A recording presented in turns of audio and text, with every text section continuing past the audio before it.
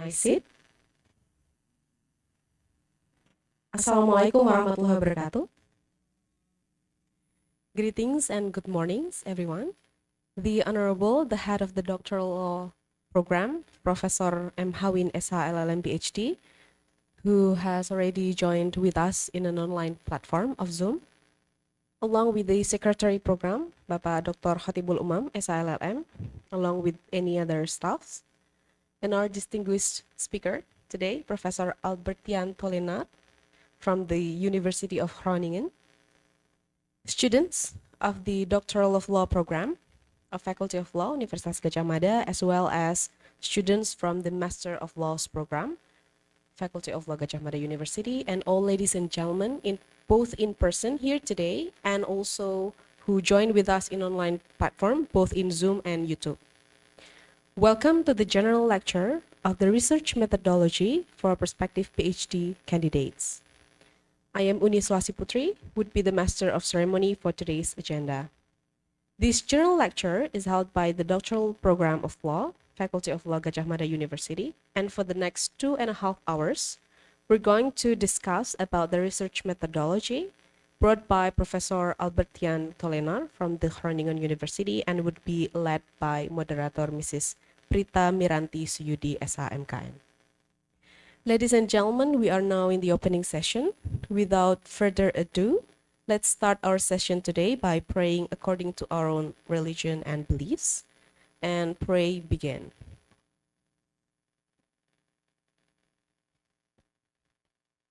Enough? Now moving on to the next agenda is singing Indonesian anthem, Indonesia Raya, and Gadjah Mada hymn. For the committee in charge, please be on position. And for all ladies and gentlemen, please all rise.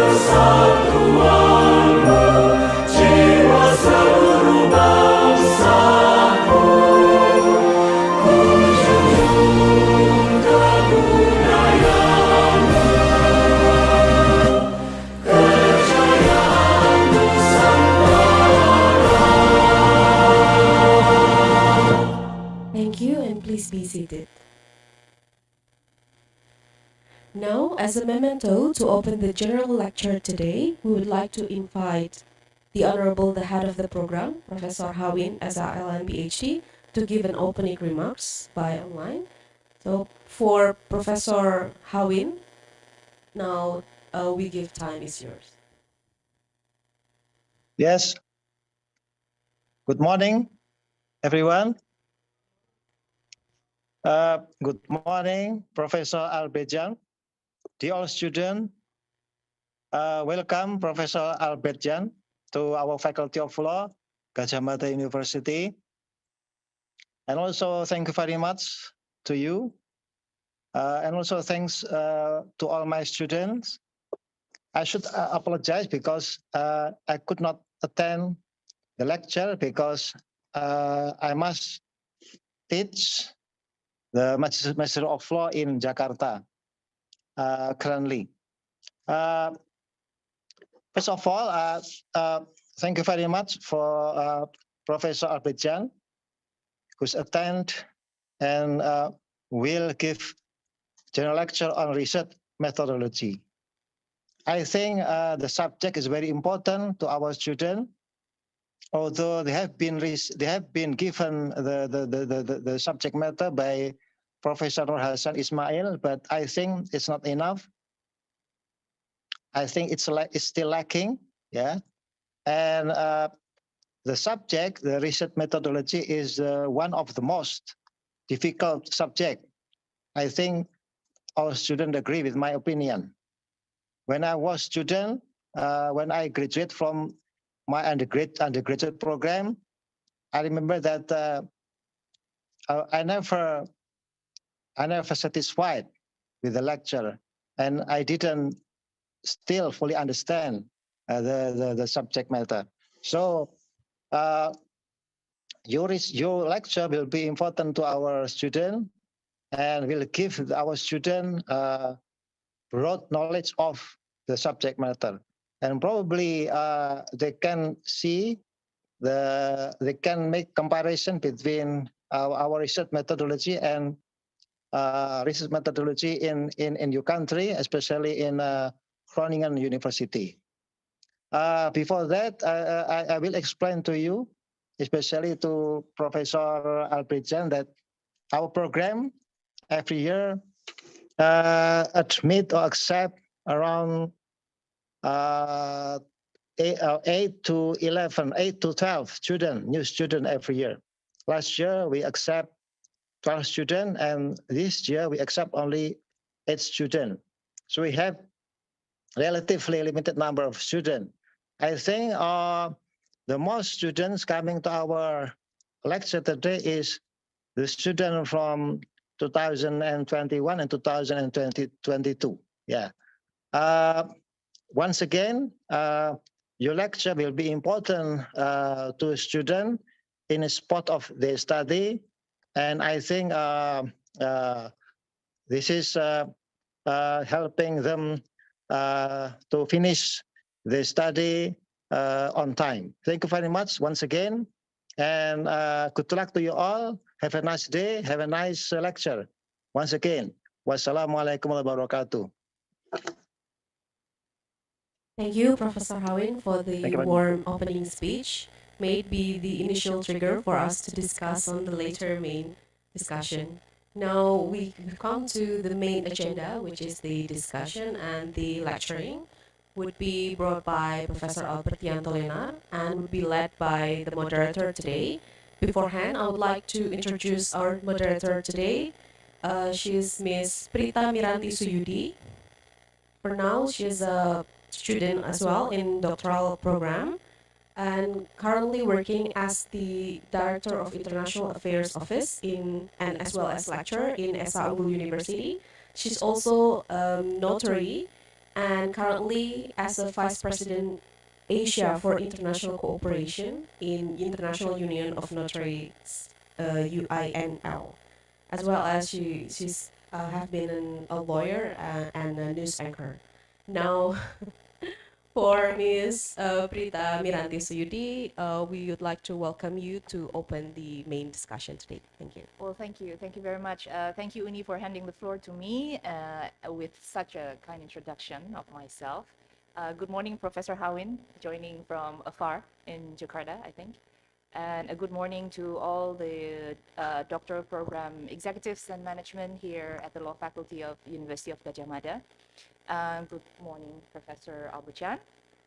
And a good morning to everyone who is here and also joining online, who are my colleagues, my seniors, and then just one junior. Junior meaning that the students are admitted just 1 year after we are admitted. So I am class 2021.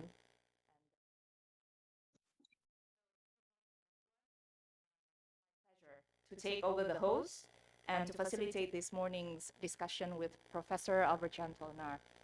And I take it, Professor, that you are no stranger to Indonesia, especially Central Java and Yogyakarta, being a visiting lecturer in a number of universities here, including Gadjah Mada, UII, Islam Indonesia, and a number of other universities. Do you even speak Bahasa Indonesia, perhaps? Only a little bit. Okay. Selamat pagi. Selamat pagi, is that it? I hope that's not it. But so before we begin with the lecture, I would like to introduce properly Professor Meister Dr. Albuchan Tolnar. I hope I'm pronouncing it right. So Professor Albuchan Tolnar is a professor in empirical legal studies and local governance at the Department of Administrative Law and Public Administration, and also the director of the Groningen Graduate School of Law. And Professor started his career as Ph.D. student at the Faculty of Law of University of Groningen and received his Ph.D. on the dissertation on municipality policy and policy rules. And after his graduation, he worked as postdoctoral researcher in the project Safeguarding Public Interest in the Private Social Sector. And I've mentioned that he has an international experience and collaborated in many projects with a number of countries or in a number of countries, including Indonesia, Tanzania, and etc. And he is also a member of the advisory committees for objections in the municipalities of Groningen and Het Holland and Borger Odor. Is that how you pronounce it? Okay. And of the advisory committee of the Dr. Nassau College. Okay, that's a little introduction, a very brief, I bet, for our professor today. And research, as Professor Hawin also mentioned, methodology in research is of the utmost importance. And it takes the major portion of the early stage of research proposal development.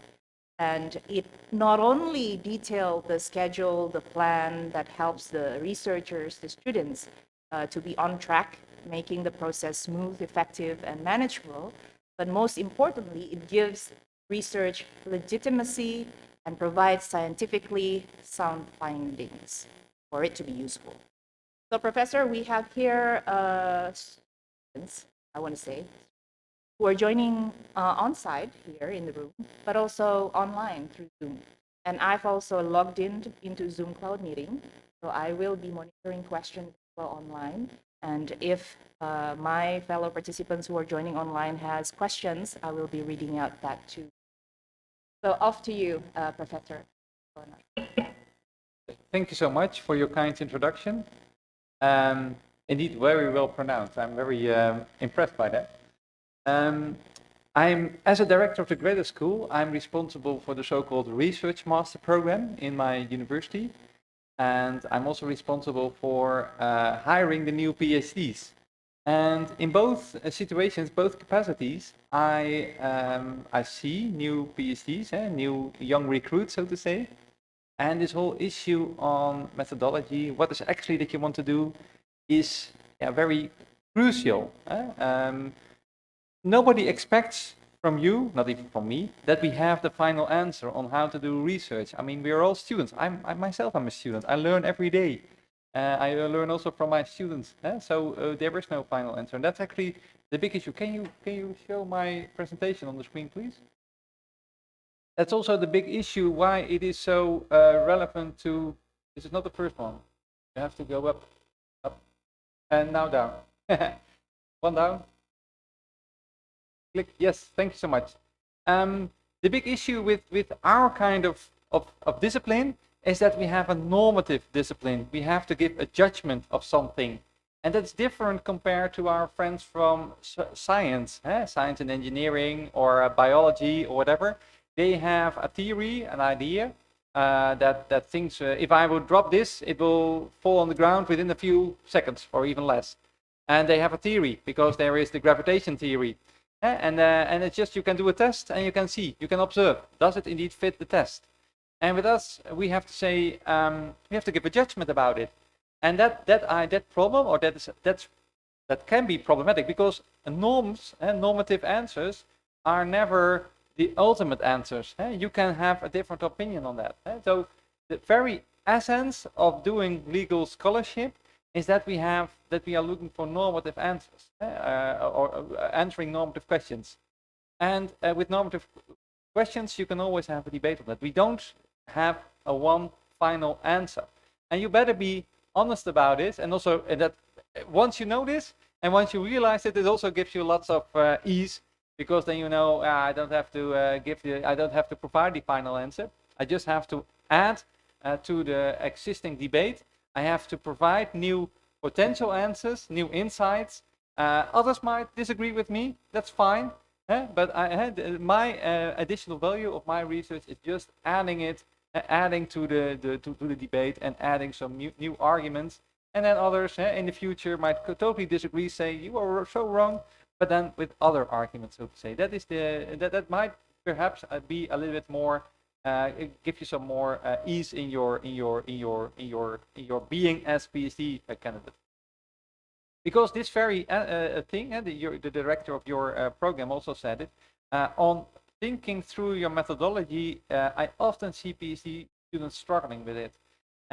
What am I doing? That is the biggest question that you, and sometimes even in year 3, 4, and when you're about to finalize your thesis, the PhD are still struggling with the question, which question am I now answering? Why? What am I doing? What did I have data, but how do I have to interpret it? And if I interpret it, is it sufficient? Does it convince? All these existential questions, you could say, are still, PhD students are still puzzling with it, let's say, in the final phase of their PhD career.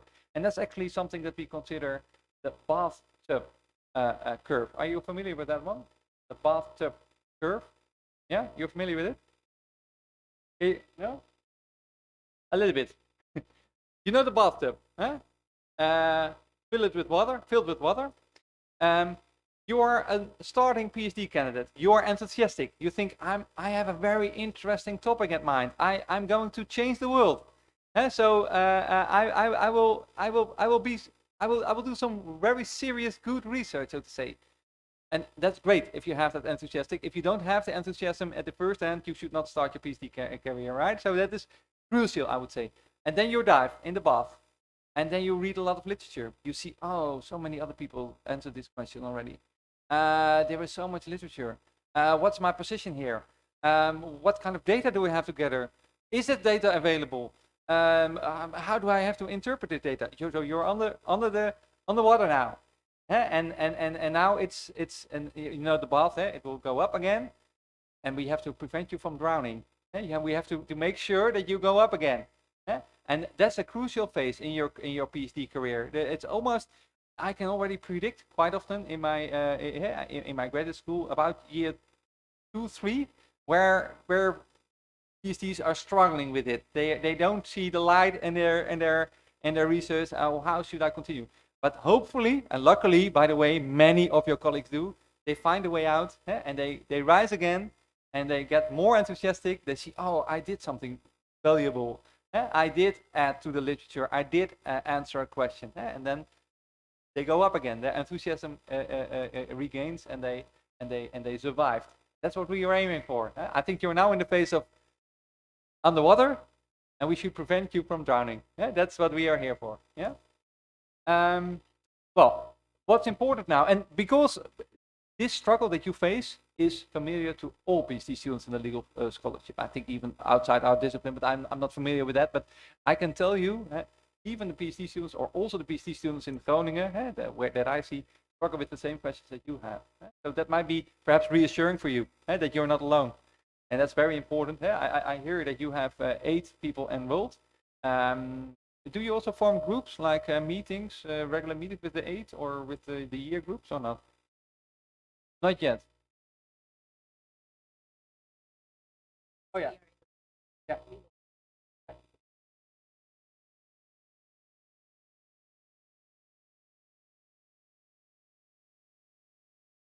Yeah. Yeah.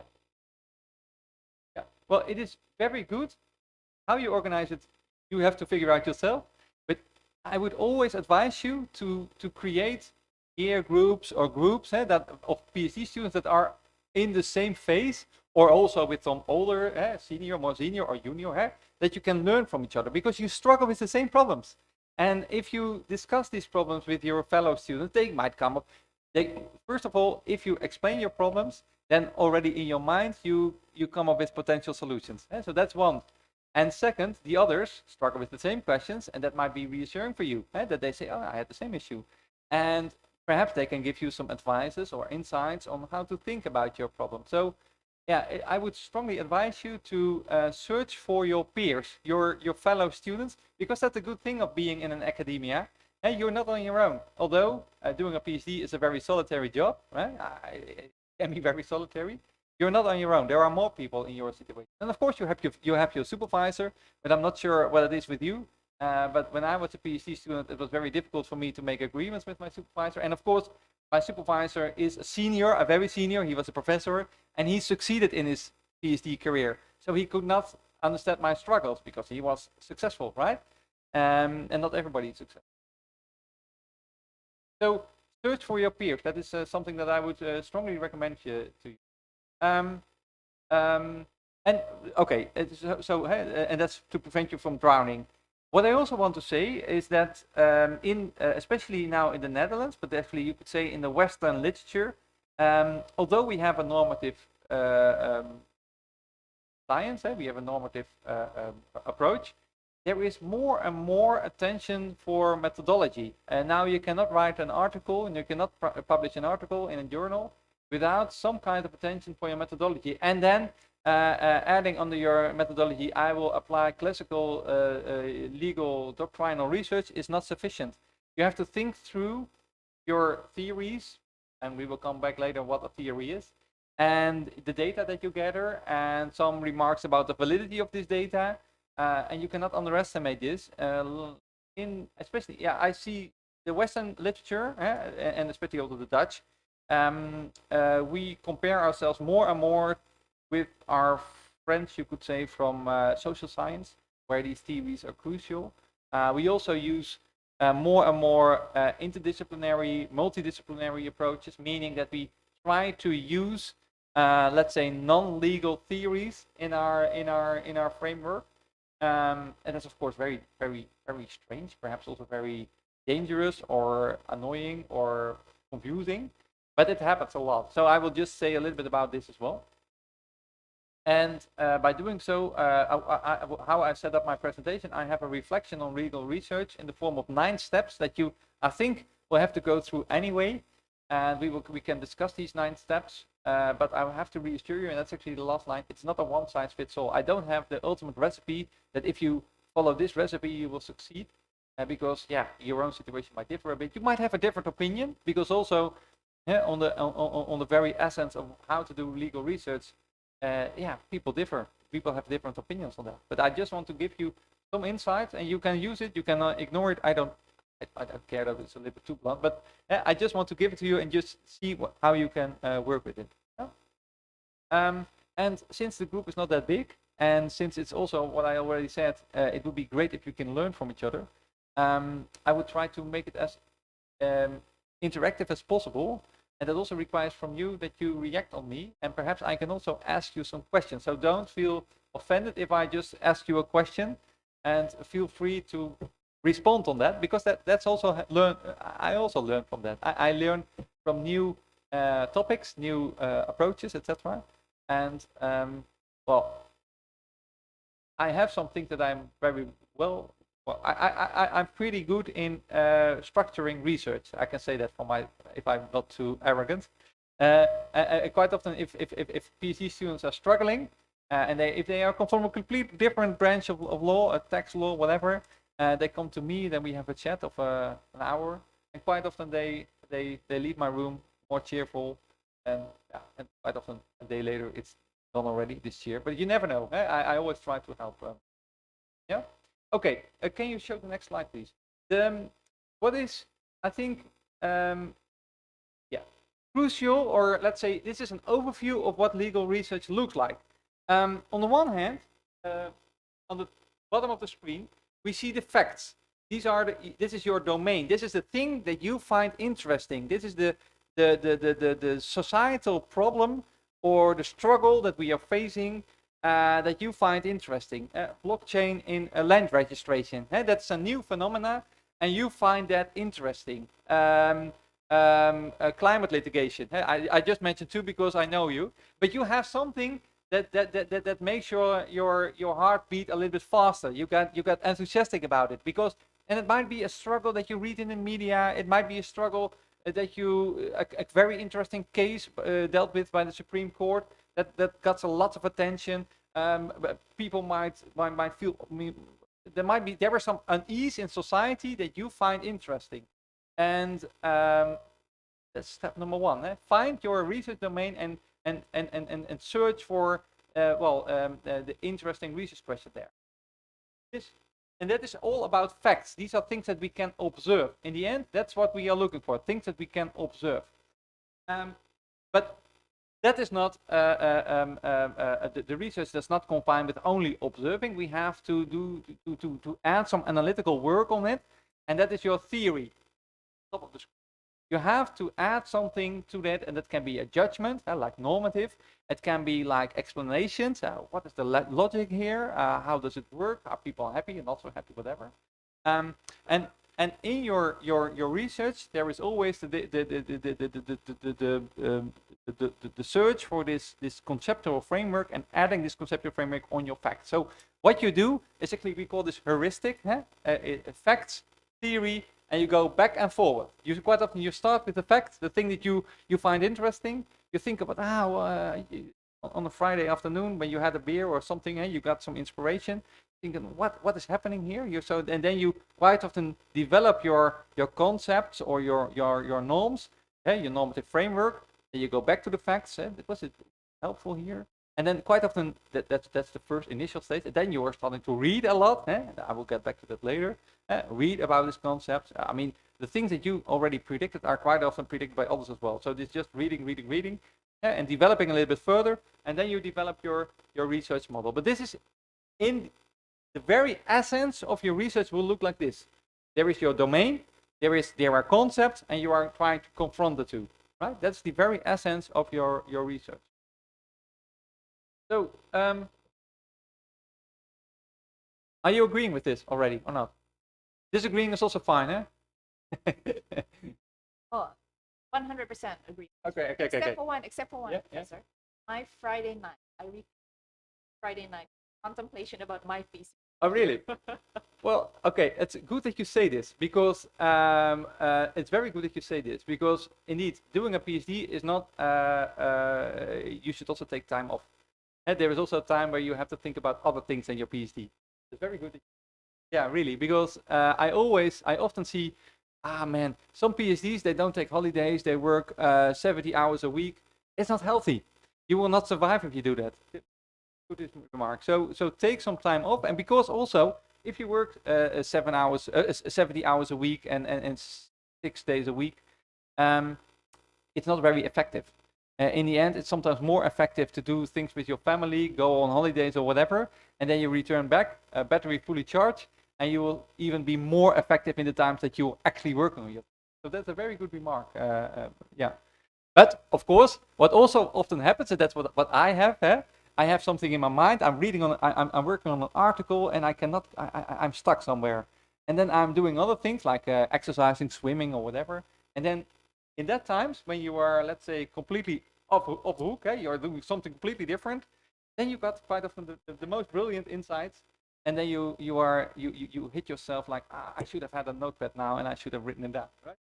That's what often happens, but that doesn't matter. But it's good that you say this, that you should not plan to work 70 hours a week, confined to regular office hours and plan time off. Take holidays. I'm not sure what the Indonesian culture is, but for example, in the Netherlands, we have about 30 days a year where we can go on holidays. Yeah, and you better use it. Funny things that helps you. Okay, can you show the next slide, please? So, if we start off with the, this is actually a very crucial one. This is something that you should prepare for whatever kind of job interview, or when you start your research question, your research proposal.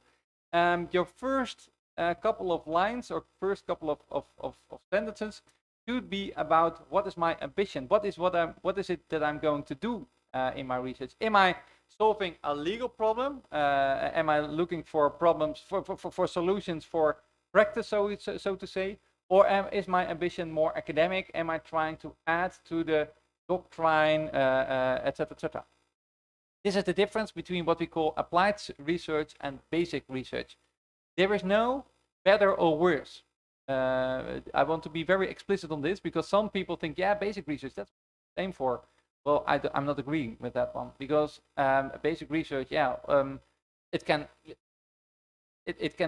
be good, but it can also be not so good. It's the problem with basic research is quite often, yeah, what do we have? What does it add to our knowledge? What's the use of it?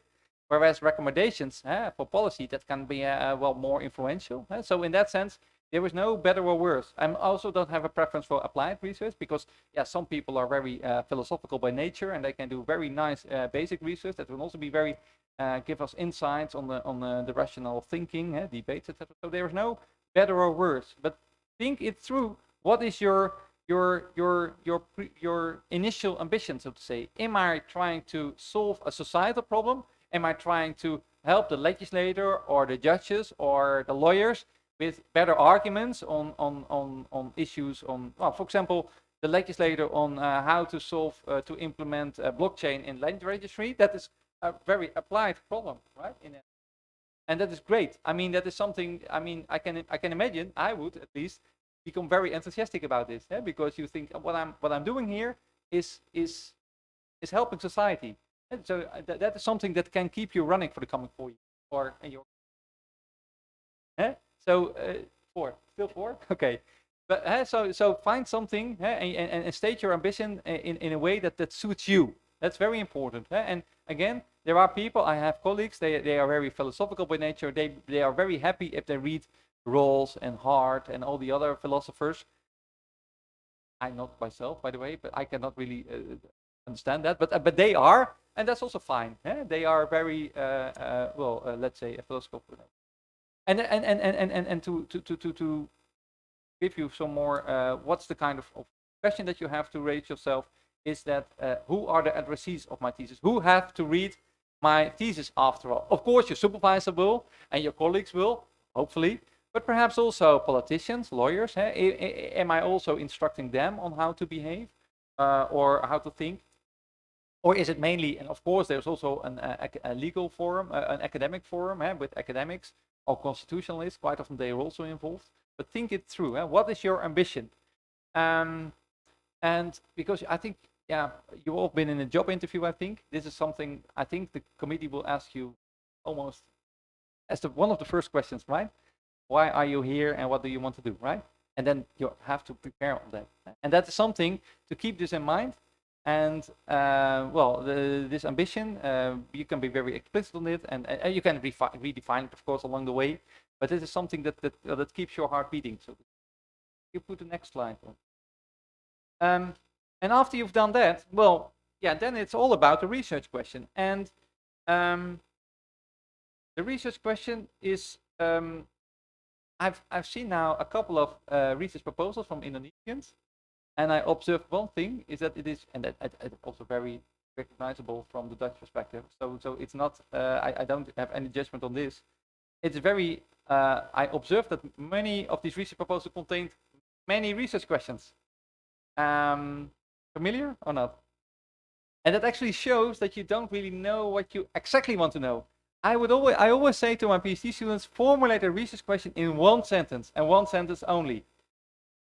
And that is, and why is that? Well, the research question is guiding your entire research. If you formulate more than one research questions, quite often you are a little bit puzzled. It shows that there was not enough restrictions, so to say. And what is it with these research questions? Well, a descriptive question is never sufficient, because then you stay on the bottom area. I'm just gathering the facts. There has to be some analytical element in it. And so in a research question, the perfect research question contains a description of the domain, the type of facts that you are going to gather, some element of concepts, like a conceptual framework or norms or whatever. I will come back to that later. And you try to combine the two in one question. Does it ring a bell or not? How did you succeed in formulating your research question? Have you already? What was your research question? It is not a test. It is not a test. So it is just like. Oh.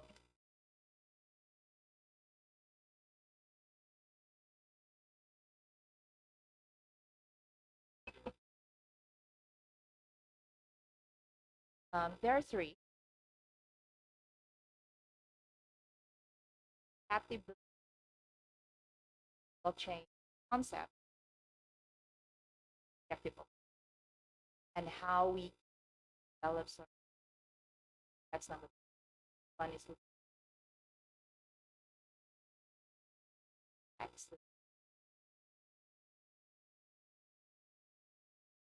Yeah, I see it. So you could also say these are three sub-questions. Like what does a blockchain and land registry look like? How does it fit? And then something in a conceptual framework. And then how can we solve it? How can we align the two, right? And then the overarching would be something like how would land blockchain be effectively implemented in land registry? That would be the overarching one, right? Something like that. Does this ring a bell or not? This whole formulation of a research question, and again, something that you have to do in the first year. But I can also reassure you, quite often, the ultimate research question is formulated in year number 4, where you are finalizing your thesis. That's what often happens. But you better already formulate the research question in advance, because it gives you direction in your research. And when you define your research, you must have something in mind already. And it's pretty likely that in the first phase, there was a lot of discussions about what's actually a research question, etc., etc. Are there other examples of research questions, or something that you want to? You're all in the first 2 years, right, of your research, or not? Or also more seniors? Who's more senior? 3rd year, 4th year? No one? First year? First years only. What's your research question? First semester. Can you already think about your research question? Can you?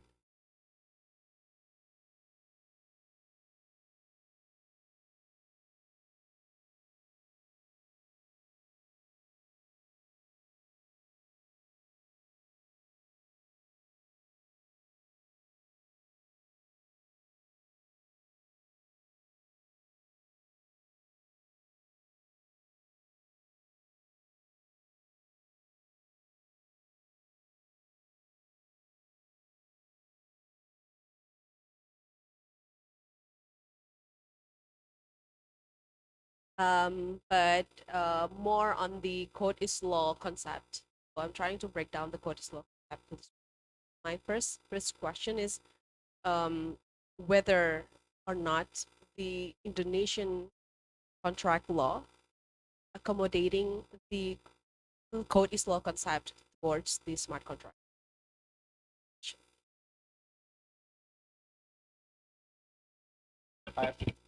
You have the smart contracts, which is a new phenomena, and you have the Islamic or the Indonesian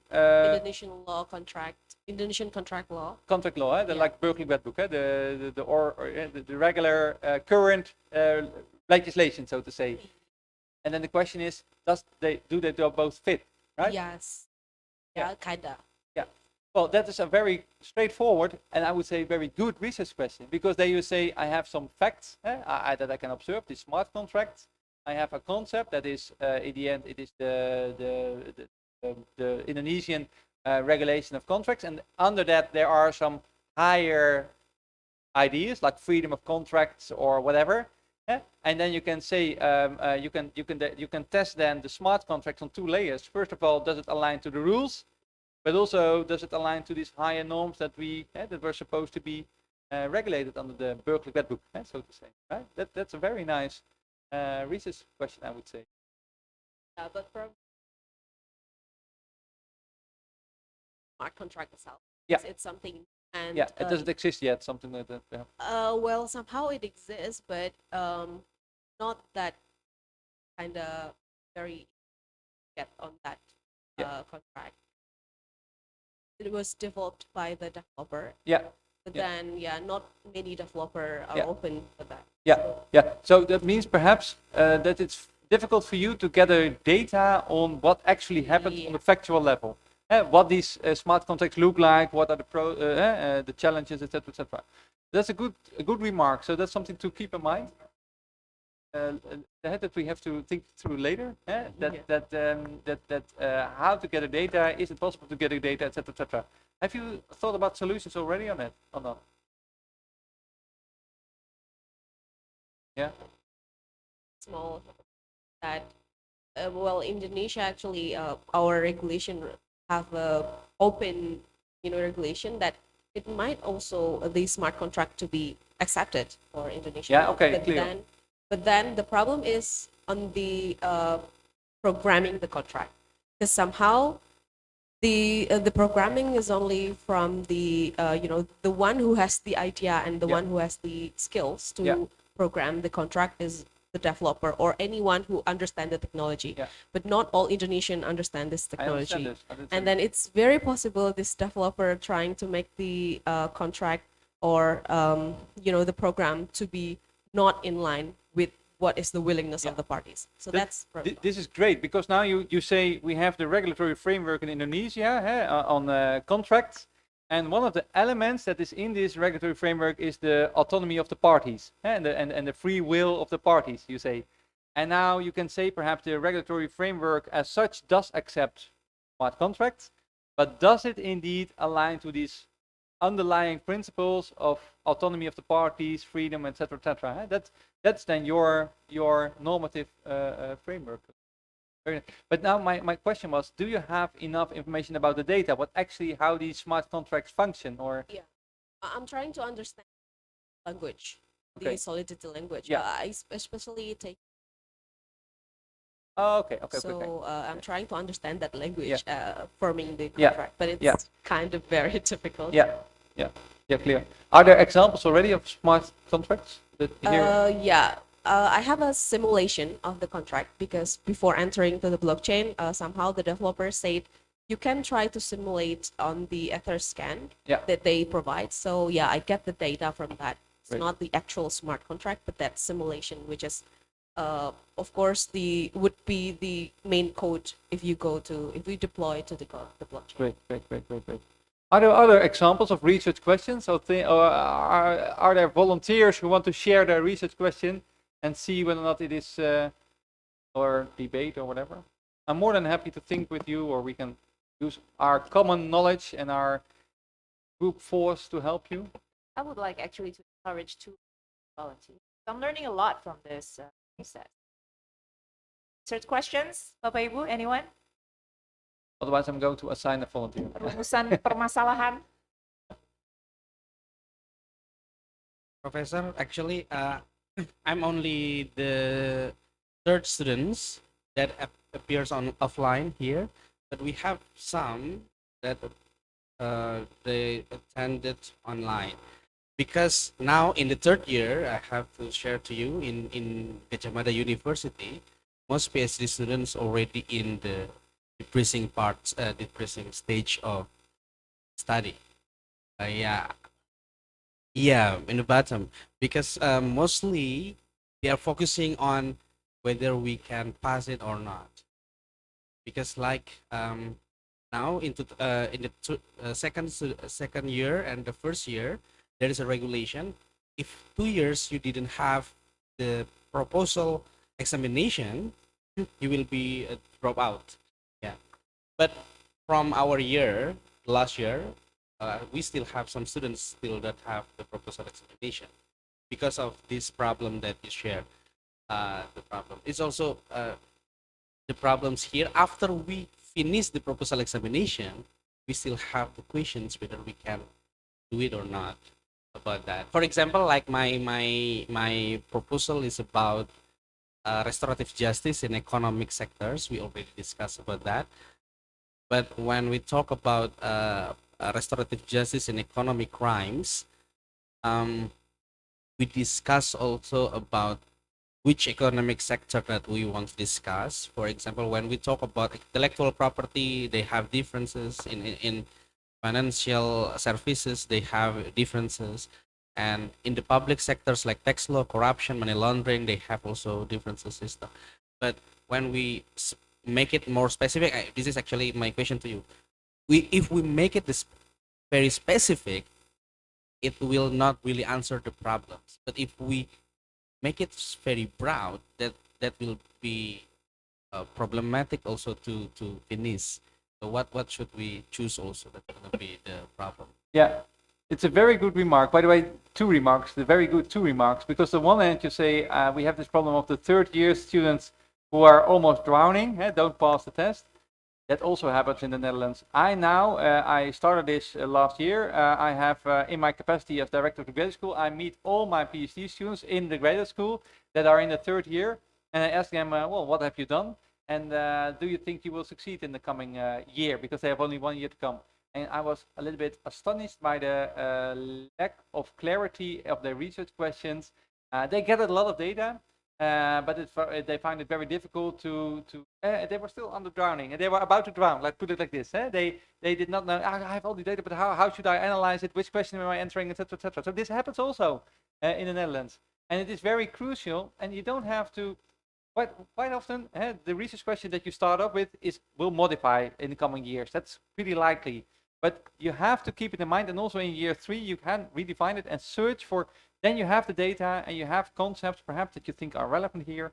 The circle goes up and down again. You can redefine your concept, you can redefine your data, but that you must know by that time what is the research question that I'm going to answer. And now your other question is, should I answer a very restricted question very thoroughly, or should I answer a very broad question, or should I aim for a very broad question? I always say to my PhD students, a small question is better.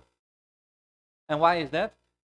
You better answer a very small question very thoroughly than a very broad question very superfluous, where nobody really, what do I mean, and then your point can then be, very likely your reaction should be then, I think, yeah, what's the validity of your research? Can I then apply it in other fields as well? And my answer would then be, yes. It's like an example of, in your case, restorative justice in perhaps environmental crimes, and that can be perhaps also be transposed to other crimes like bank crimes or whatever. Perhaps also, perhaps not. But that's for the next PhD student to figure out, right? Now you also have to leave something for your future colleagues. So in your case, restorative justice, economic crimes. Yeah, it makes sense already to get some restriction in what kind of economic crimes. And pick 2 or 3 specific areas like environmental law or bank law, and then can be specific kind of crimes that are on a certain level similar, but also on another level a little bit different. I mean, with bank crimes, you quite often have the relation between the banker and the customer, and yeah, there might be some kind of problem over there. And with environmental issues, it's mainly like a public interest. Someone pollutes and the other, there was no specific one who's suffering. It's mainly the environment as such. I just make it up now, but you know more. And then if there is some kind of crime and some kind of response, and your question is this restorative, what the response, if the penalties that they save, is that restorative? And if so, is it then good or bad? And then you have a very nice thesis, I would say, right? Yeah, and so restrict yourself. Economic crimes is too broad. That will be my response. Restorative justice is perfect. It's a very accurate topical issue. Lots of literature on this. It's about the functioning and the functionality of criminal law. Why do we punish people? That idea. And are other punishes better? That idea. And especially when it comes to economic crimes, it would make sense for me to do the research. So it's a very topical issue that there is an urge to. But in the end, a more restrictive research question would help you. Yeah? And also quite often that helps along the way. Quite often you come to the conclusion, well, I had some bigger ambitions than I realized. That's not a big issue. That's only, a thesis is not the ultimate answer to everything, right? It's only a proof that you can do research. Yeah?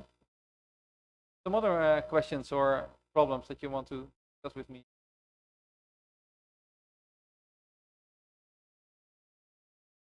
Otherwise, we.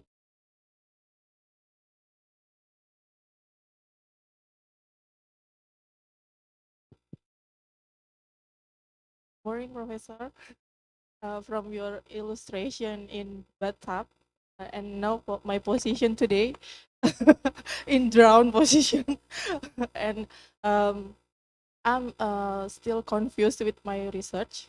I'm in second years today, and I have what is it? My topic is about the implementing agency of social security's legal position in social security implementation in Indonesia, because something happened in Indonesia in the past, before we have a regulation about the implementing agency of social securities in 2011. We have a different form of body. In the past, the form of the body is state-owned enterprises and then changed to public legal entity. So I interest about this topic, and then I try to research about it, and then I have three questions. The first question, this is about the legal position of this body, and then and the second, this is about the how is the legal position of the implementing agency of social security in conformity with the legal standard. I mean, like, this is this have what is it effect to the employment, financing, and institutions. And the third question is, what are the recommendations so that the position of the implementing agency of social security is in accordance with the standard of public law? But I'm confused with these three of my questions. Yeah. If I understand you correctly, there is a change in the setup of this agency. Yes. It's now a state enterprise or something like that. Yes. And the question is, apparently, what are the consequences for the position of those who are working there? Yes. Right? That's what you find interesting. Okay. And what is the overarching conceptual problem that you are looking for? What is the problem if it would be a civil servant or an employee? Yeah, nowadays in Indonesia, there is too many problems with this new body or new form of the implementing agency of social security. About the employment, there is no what is it? There is no standard procedure to resolve their problem. They have their own regulation. In Indonesia, we have two regulations, sir.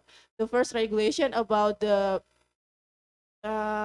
government employment, and the second about the labor, Civil law. yes, and this employment in this body, they have a different regulation, but in their regulation say that if they have a problem between the employer in this agency, I mean in this body, so they have to resolve this problem with the law that this is they regulate to the workers or laborer. So this is, I think, something that I have to research about it. Yeah, I can see that it's a very interesting thing that happens here. We see something happening. We see an agency changing its status, and then the consequence is that the employees have a different legal status, so to say. That's what you say. And now you want to give a judgment or so I'm looking for the conceptual or theoretical framework that you can use to say something about it. Why is it good or bad that this happens? I'm still confused about it, sir. Yeah. So, I need your advice. What I have to do about my Yeah. research.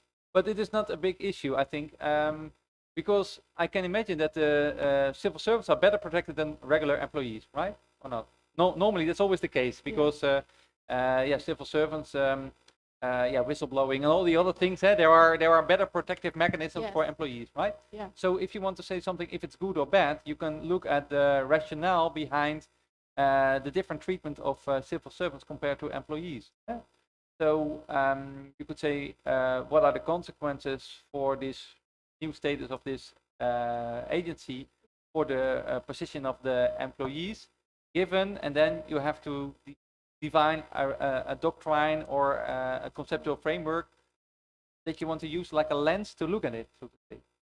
Yeah, but we will come back to this doctrinal theoretical issue later, perhaps, and then we can come back to this. What would be a good way of looking at this phenomena? Because I can see it's a very interesting topic, and I can also think of ways at looking at it. And I have to and I have to find about the problem about the financing and about the what is it, the form of this the new institution. Okay. Yeah, you mean you want to describe the change of this institution in a state enterprise?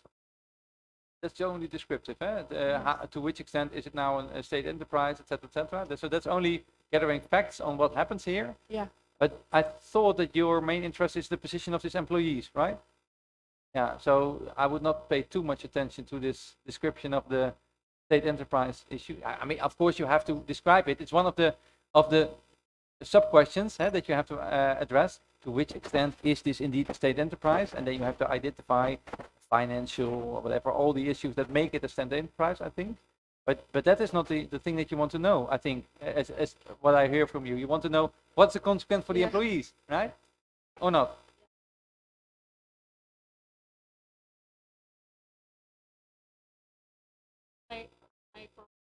Yeah. And I still I have to learn more about state-owned enterprises because this is not my major in my faculty. So I think I have to learn more. Yeah. Well, look, this is very crucial, I think. We have something that you see. An organization changes its status. And now you have to pick a lens, a perspective on what to do with it. And you can look at it from your perspective. What is the consequence for the employees? But you can also take a look at it from different perspectives, like, I don't know, efficiency or liability, or I don't know. There can be many other concepts that you can use to interpret what happens here. You understand what I mean? And here you have to make a choice. And I take it from you that you are interested in the position of these employees. You better stick to that, and don't add other concepts. Yeah. That's a good one, because you have to do this together with your professor, of course, and your professor must agree to this as well. And I always say to my PhDs and I'm not their professor, so it's easy for me to say. In the end, it's your research. You have to write it. So you have to do something that you find that you are happy with. And in the end, your supervisor only has to assess whether or not it's good, but it's not you don't write it for your professor. Yeah, so in that sense, you can be a little bit arrogant, obnoxious, take your own position, so to speak. I don't think that's her at all, though. Professor, just one more for this time, and I see Pak Ketua is already holding a mic, probably helping the Honorable Justice here to raise question. I know I promised to translate, but now that we have a volunteer interpreter, will be translating. Just to let you know, Professor Albertan, we have a Supreme Court judge, so the highest judge for the judicial body in Indonesia. Since accepted this year, 20, so he had a problem. It's also related to judge they consider judgment, they consider in our criminal procedure have several several reasons they consider. Have another things have the mistake of the judge, there's error, but according to the honorable judge, he had done the research and found in Netherlands it has not been the reason anymore to reconsider, because we got that also from Netherlands, and the mistakes of the judge, it has not been the reason anymore in the other country. So what do you think about that? Because he already had done the research and already had maybe made the decisions about that, because it's still the research here, and one will gonna search about what is the parameter of the mistake of the judge. Yeah. Yeah, it is a very good question, and also very interesting to compare Indonesia with the Netherlands. But here you see the facts that you observe are a judgment by the judge. Someone got to jail, sent to jail, and then later on new facts arise, or and there is a reason perhaps to rethink the judgment. That is the facts that you have here, and apparently this is a debate that's going on in Indonesia, as is in many other countries as well. So this is a debate that happens here. So the conceptual problem that you see is, to which extent should we, or is there a reason to reconsider judgments? Is there a and that is a very, in the doctrine there were different positions in this. On the one hand, there is the idea, no, final decisions is final decisions, and on the other hand, yeah, that's not fair, etc., etc. So here you can read a lot of material in many countries where you see this debate, and then you can add this to the Indonesian situation, and you can compare this with the Dutch situation, where indeed there are different procedures, different ways to treat this problem, so to say, and then you can compare. So it's a very nice question. You have the problem here in Indonesia, and there is a debate on it. You have the international doctrinal questions that are aligned to this, like what is the reason to punish someone if there is a flagrant mistake or something like that, and then you should perhaps reconsider that idea. Some legal certainty. There can be many reasons why you don't want to reconsider a judgment, or why you want to reconsider a judgment. There is debate on that, and then you can apply this on the two countries, Indonesia and the Netherlands, and then you have a beautiful thesis. You have a beautiful thesis. It's a very nice setup of your organization of your thesis, I would say. Yeah, and then the research question could be something like that: to which extent is there a reason to reconsider judgments in Indonesia as compared to the Netherlands? Something like that. Something like that. Does this answer your question?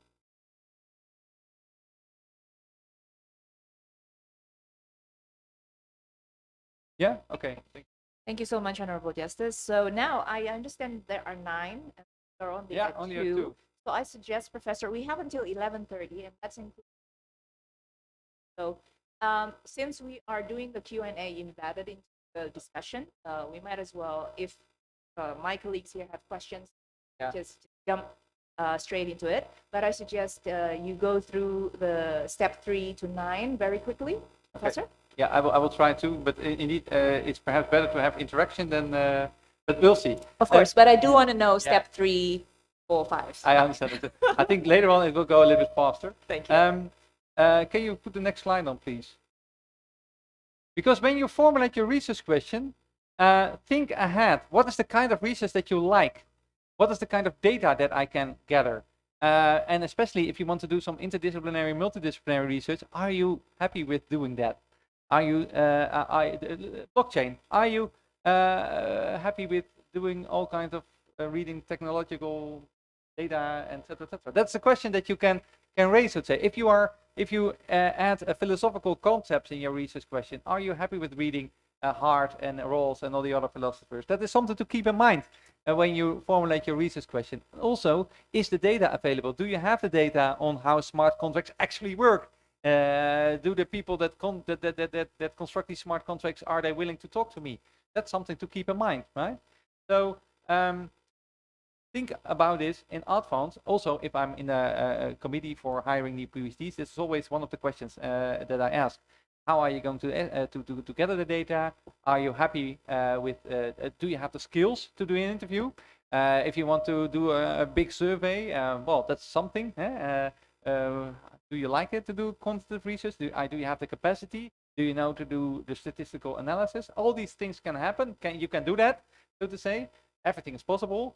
But think it through whether or not you have the capacity, skills, and also the time to actually do it. So again, a more restrictive question is better than a broad question with lots of ambitions, with lots of data that you want to gather, lots of disciplinary insight from other disciplines. One thing for sure, you're never going to make that. You're not going to realize that. So think this through in advance.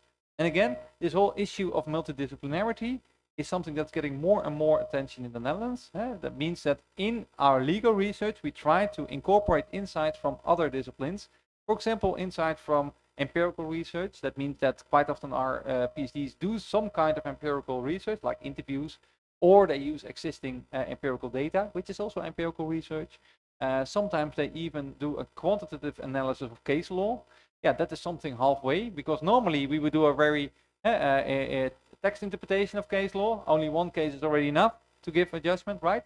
But now we see more and more, and the digitalization helps us. Lots of the cases are published on the internet, or we can get access to it, and then they do a content analysis of the data of the court decisions with statistical analysis. That happens now. I don't have any judgment on this, on the validity of it, but this is a way of, this is something that you can do, so to say. Yeah. So think it through in advance, so to say. And important as well, especially if you add another discipline, is your supervisory team equipped to help you in this? Because you don't have to do it on your own. There are supervisors. Your supervisor is hopefully knowledgeable, for example, about state enterprises. But in your case, it might be helpful to have someone who's interested in this labor law problems as well, right? That you can talk to. And especially if you import a discipline, an economy or empirical or philosophy discipline, then it might be useful to get someone with that background involved in your research as well. In the Netherlands, in my university, we now always have 2 supervisors at least, and sometimes even 3 supervisors, to make sure that all the different insights are on board. And it's important to have that done in the process, and not only when the assessment is there after year 4, because if you produce the book and someone with a different discipline say, yeah, this doesn't make sense, then you have a big problem. So it makes sense to incorporate that already along the way. So then step number 3. Well, yes, because if you have one big research question, the next step is formulate more specific sub-questions. And these sub-questions are quite often the questions that I read in the proposal that I got from Indonesia's philosopher in the Netherlands. Sub-questions are more specific, straightforward, and should be unambiguous. I say simple and unambiguous. They should be straightforward and easy to handle. Whereas your research, your overarching research question quite often connects facts, your domain, with a concept. Here you can focus only on the facts. What is the actual situation about this agency that you are looking for? What is the development or whatever? Something like that. Very descriptive, great. And another research question, sub-question could be about what do we know about the position of these employees vis-a-vis civil servants? That's a conceptual question. And then you can apply this to the facts. That would be a logic order in your research, your sub-question, so to say. So quite often we see the first sub-question is something, what's the domain? What is the problem of this reconsideration of judgments, for example? What do we know about it? What is the debate on this? And you can put it in history, like in 2020 we had that case, and in 2018 we had that case, and there was a reaction on this in the literature, blah, blah, blah. You try to describe the problem, so to say, and then you try to, a next step would be a sub-question, what is the more doctrinal or theoretical problem? Why is it a problem, so to say, that I see? And then you can add this on, for example, in your case, the situation in Indonesia, the Netherlands, all the 2 sub-questions, and then you have your thesis done, right? That's the outline of your thesis then. Yeah, so what's the domain? Very descriptive. What is the doctrine? Normative. You can add a conceptual framework, that's more theoretical. I will come back to that later. And then quite often you have facts in the case, and you try to gather facts. For example, you try to make an inventory of the cases, or you might try to describe the reality in the Netherlands, like a comparative research, that's possible. And then you try to assess it, and that's actually the analytical question, what in the end forms the let's say, the thing that you add to the literature, where you add something. Yeah. So this is just an outline with 4 sub-questions, perhaps actually 5, because I have to do number 3, I see, but that doesn't really matter. You see the logic order of sub-questions. So the sub-questions form the backbone of your thesis, and I always say to my students, it's the way I look at things. Quite often you try to formulate 1 sub-question in each chapter. So you start off, that can be helpful this. You start off your chapter number 2. What is the actual domain? What is happening with this reconsideration of judgments, or what is the history of this agency? That's a very descriptive. That can be the question that guides you in chapter number 2, so to say. And then chapter number 3 is your theoretical or normative problem. So what's the debate about this reconsideration of why is it difficult to rethink or reconsider adjustment, or what's the difference between etc. So that's the more conceptual question, and quite often you can start your chapter with that question and make sure that you've answered it in the last few lines of the chapter. That can be helpful. That these are building blocks that in the end form your thesis. Yeah. So I like to work with sub questions because they guide you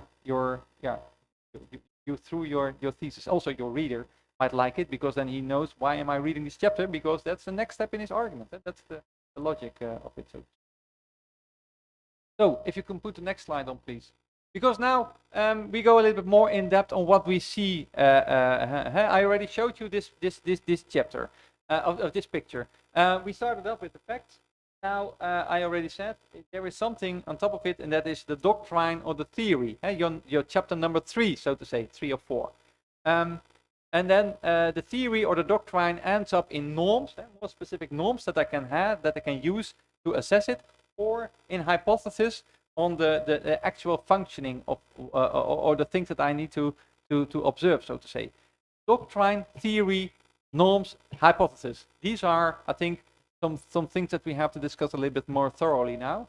Can you put the next slide on, please? First of all, the exploration of your domain. I already said so. What you do in your chapter number 2, your domain, you try to make an inventory of what's happening here. I will go to this very fast because this is very, very, very known to you. By doing so, and that's actually in your year number 1, I would say the first couple of months, you gather all kinds of data, journals, articles, books about blockchain, about land registration, about these state enterprises, etc., etc. Gather. Use all the sources that you have. I think you have a very good network on the university networks. You have subscriptions to all the relevant journals. Yeah, great. Because that's key. Gather data. There's been written a lot about your problem. You already. That's good and bad, but you have to make sure that you know that you took that into consideration. There are some online sources like Web of Science. Familiar with that one? Web of Science is mainly for the social sciences, but they might also have relevant journals over there or journal articles for your topic. Google Scholar can be very helpful as a first source of information, and I hope your university network, library network is also very good. Otherwise, you just let me know, because we in Groningen we are subscribed to almost every journal there is, so that's a good thing. And make sure that you assess the quality of the sources, especially these online sources. They can be a little bit, let's say, obscure, right? So, but that's something you will learn your students as well, I think, right? Wikipedia is never the right source. And make sure also, especially because this is the thing you start off with in year number 1, make sure that you have a good reference system, and that you collected everything in an online cloud, whatever, laptop. Laptop can be broken, so preferably Google Drive or whatever, but collect it and use a reference system like Zotero or Mendeley or RefWorks. You're familiar with this. I see everybody nodding, so I will continue with this. But this is crucial because you don't want to search the sources in year number 4. What did I read in year number 1? You know, then you lost it and then you cannot find it again. It's always the case. When I was a PhD student, I had to do it with real copies. So I had my whole shelf was full with papers, and that was even more terrible to search for the adequate. Right? But now with these Mendeley, Zotero, it's great. It's easy to search. Can you click on the next one, please? So that's the first exploration of your domain. It's great that you start off with the thing that got you moving. And then you are trying to figure out who else did already think about this or wrote about this, what do we know, etc., etc. And then we are thinking about the hey, so that was on below. That's the first thing you do, the first couple of months. But then you also have to think about the ought, what is good and what is bad, and about the theory, the conceptual framework. The normative framework, that is something that we do as lawyers. We give judgments. We say what's good and what's bad. So we have to construct a doctrine, or to figure out what is the doctrinal problem, or why is it problem, why is good and what's bad. And we as lawyers, we do this. We give judgments all the time, and quite often we are not very explicit in the norms that we use, the doctrine that we adhere to. And that is something to keep in mind, because people might have a different opinion, might have a different starting point, starting position. So quite often there are basic principles, like the freedom of contract, autonomy of the persons. Like that's a basic principle that can be part of your doctrinal doctrine, your normative framework, or the whole problem of let's say autonomy of the judge. The judge is, you cannot question judge decisions, because if we would start off with that, things will get muddy. Something like that. There is a better way of formulating, but you understand what I mean. If you question judgment of the judges, then there is no legal certainty, etc., etc. That can be the doctrinal starting point of your normative framework, so to say, and that can be a reason to say, we should not reconsider judgments. But on the other hand, there is a doctrinal starting point saying, but penal convictions have to be fair. If there are new facts, then it doesn't really make sense to send someone to jail. That's the good thing. If you search for a normative framework, quite often there is a debate on a normative level. There are people having different opinions, and that is great. If you have something that is that is obscure, that is not, let's say, that are dilemmas, then you have something to apply to. Then your research can give some more insights in this dilemma. Can perhaps, it's like balancing of arguments, and perhaps your thesis can shift the balance a little bit. That might be great. So search for ambiguities, dilemmas, contradictions. That is great if you have that. I come to your situation with the state enterprise. The whole idea of there is a different treatment of civil servants compared to regular employees, and there must be a reason, and that is because employees must be better protected against political whims, something like that, right? That might be a logic. But on the other hand, why should you treat them different? Because they are regular employees. It will also cause lots of problems with getting rid of them and discipline them. Like regular employees, you can fire them. With public servants, it's more difficult, right? But that's a dilemma, right? You understand this? And so what you can do then is, you can search for the higher norms, why you have to treat them different, and you see a dilemma over there, and then you can apply this in your case. That would be my solution.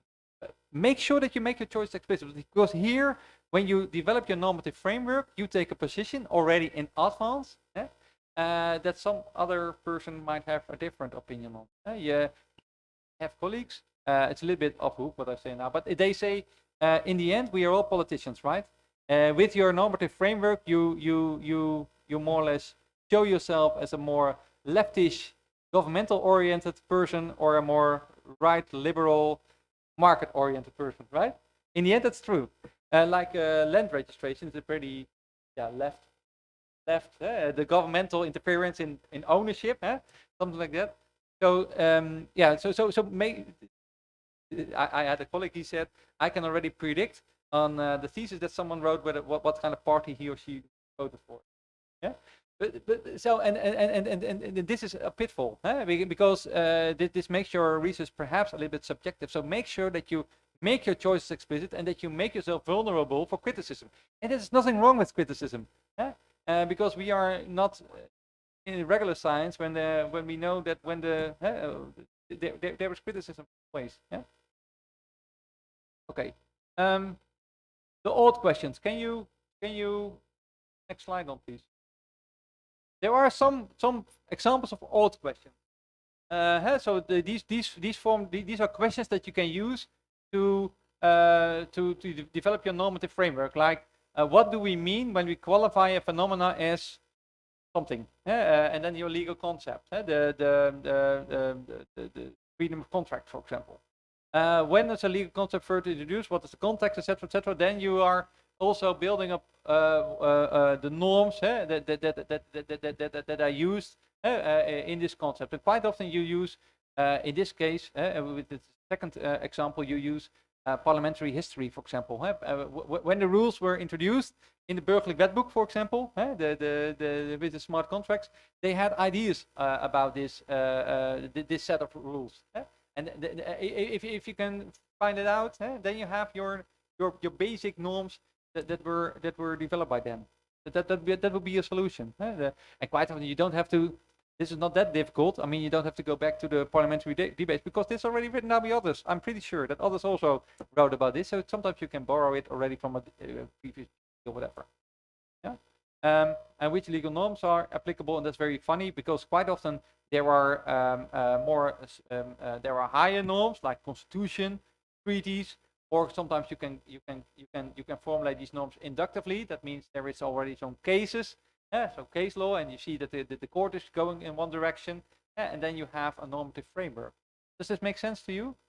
Searching for the norms, the doctrine, is not that difficult. We do that all the time, but try to be explicit in your chapter number 3 or 4. I don't care, but somewhere in your logic, you will have to make explicit with what angle, what is my position. Why is this a problem? When is it a problem for me, so to say?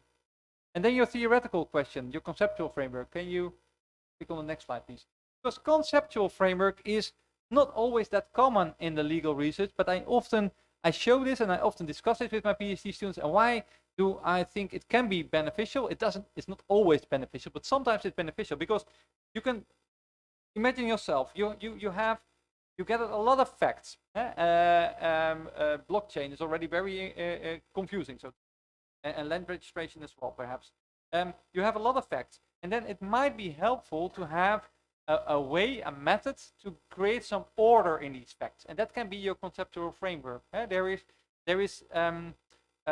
climate litigation, for example. There are many examples of people trying to involve the courts, etc., etc.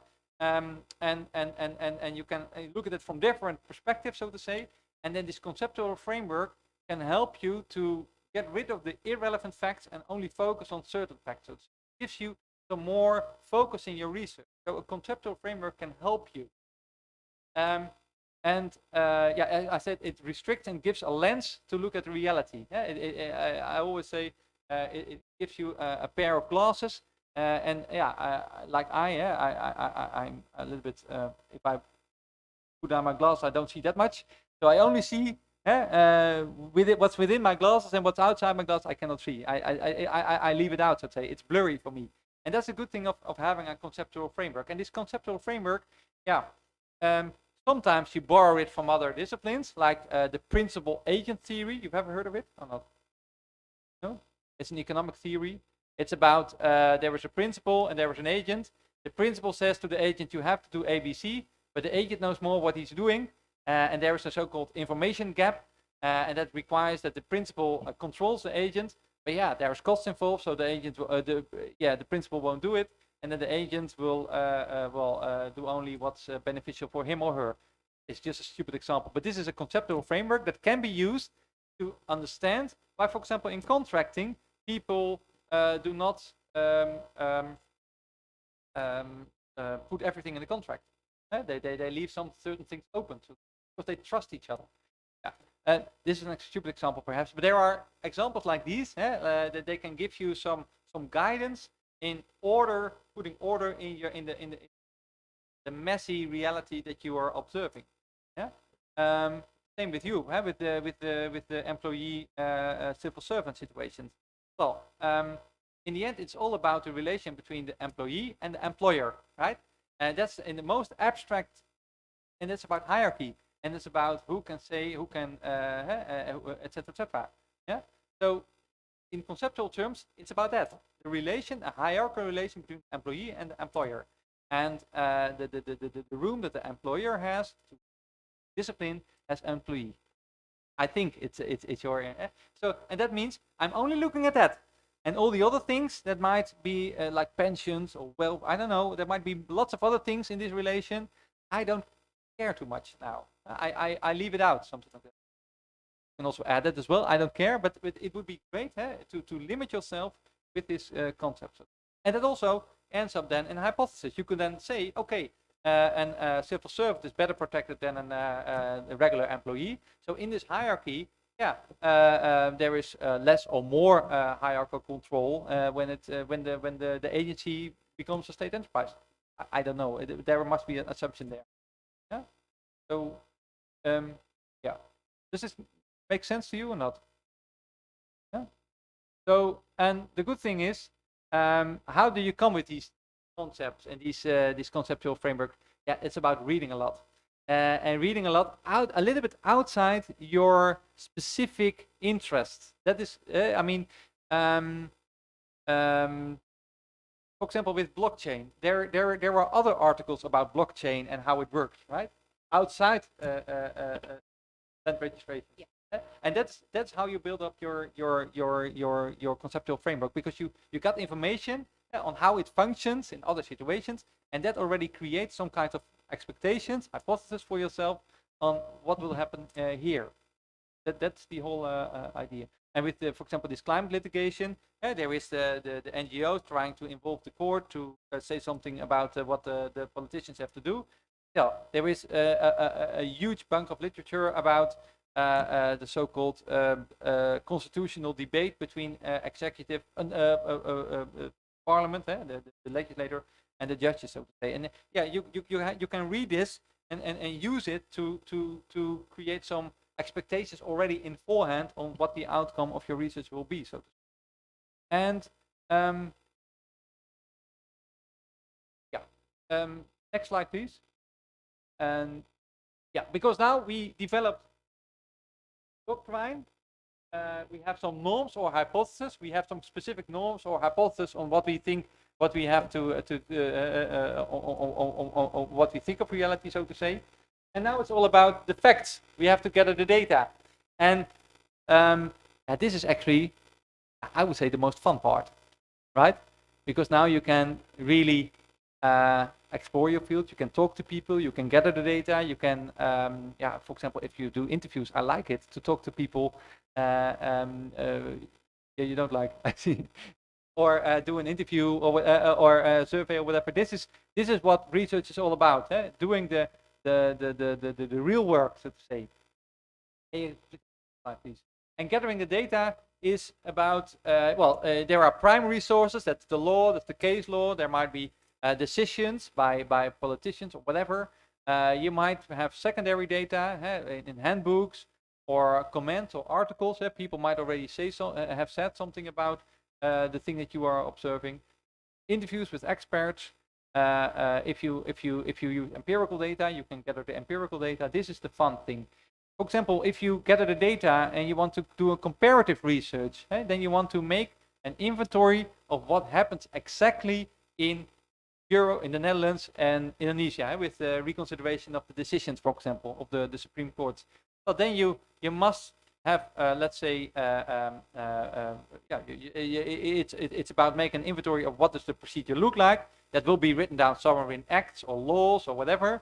So that's something that you have to. Perhaps you want to talk to people, like how often is it applied, yes or no. You want to make an inventory of the debates, or perhaps you want to talk to some scholars, or whatever, or perhaps there is an article that says something about the debates that are going on. And that is what the gathering of data looks like. And the criteria is then you have to be complete and you have to be open for verification. That means that others, if they would redo your work, will have similar findings. That's the most important criteria here. Then the next step is then the analysis, and that's where you compare your facts with your doctrine or with your conceptual framework, where you try to give an interpretation of the facts that you gave. Was it good or bad, normative, or does it make sense what I see here? Is it logic, so to say? And that's the comparison with the conceptual framework. So it's quite often a comparison, and norms and the reality, behavior between the countries perhaps, and try to make sure that in your analysis you don't show only the things that confirm your point of view. It is not a plea in court where you have to shed the light only on your position. You also have to show the counter arguments why you were wrong. What was weak in your that's very important for academical research. It is not a one size fits all. It's not a one direction. It's showing on the one hand, but on the other hand, and then it's like balancing. Can you put the next slide on, please? And then the last step, and that's actually what you do in the last, hopefully 8 to 9 months, is writing your conclusion. And writing a conclusion is mainly answering your research question. And here you see the benefit of having a concise research question, because a concise research question can be answered.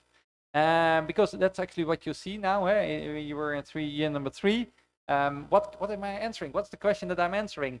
Well, that's because you had a too broad research question. So it is helpful if you have a concise, specific, clear research question, because now you know what to do in your final chapter. It doesn't have to be long, this final chapter, but you just rephrase your research question and you give the elements, that the building blocks that would help you to answer it. Quite often you see a repetition of the recapitulation of the sub-questions with the building blocks, and then an overarching answer to the research question. And if you've done that, you're there. But what would be even better if you then also add something extra, and that is a so-called discussion, reflection. Okay, now I answered my research question, but what was good and what was bad in it? What did I really solve the problem? Can I give recommendations? What are the weaknesses of my recommendations? Etc. etc. And why is that relevant?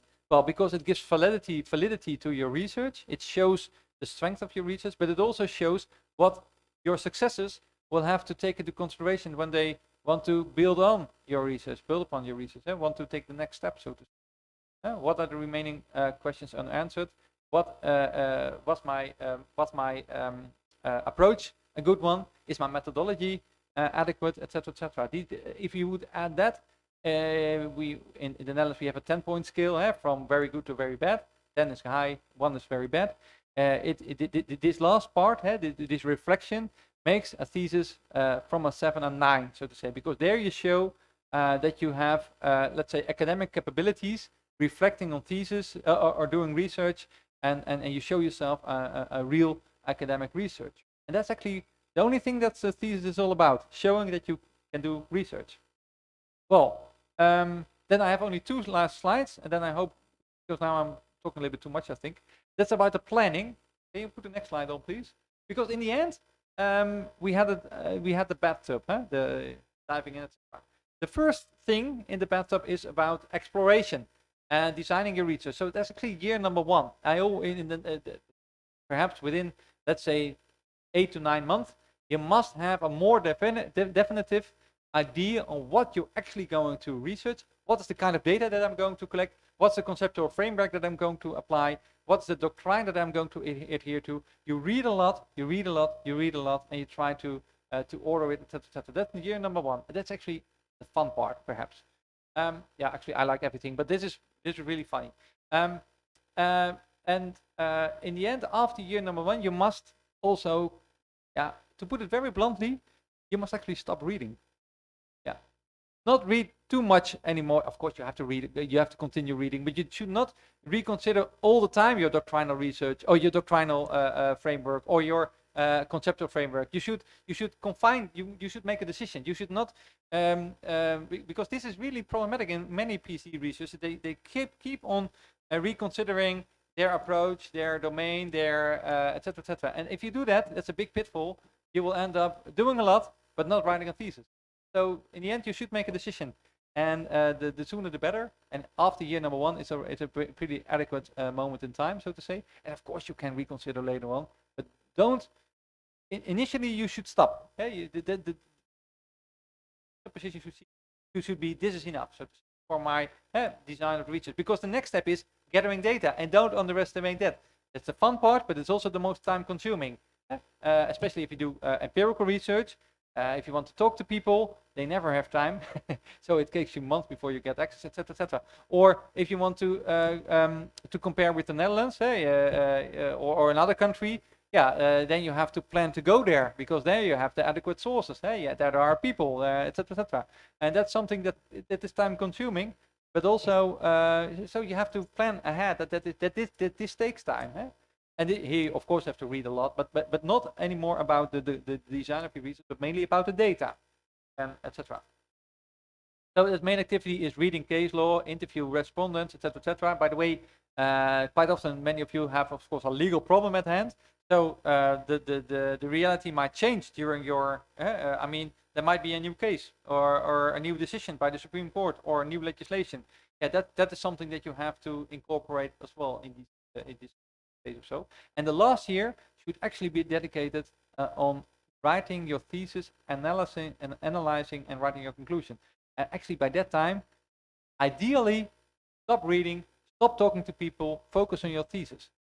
Ideally, of course, in reality, that doesn't happen. But the starting point is clear. You should focus on finalizing your thesis.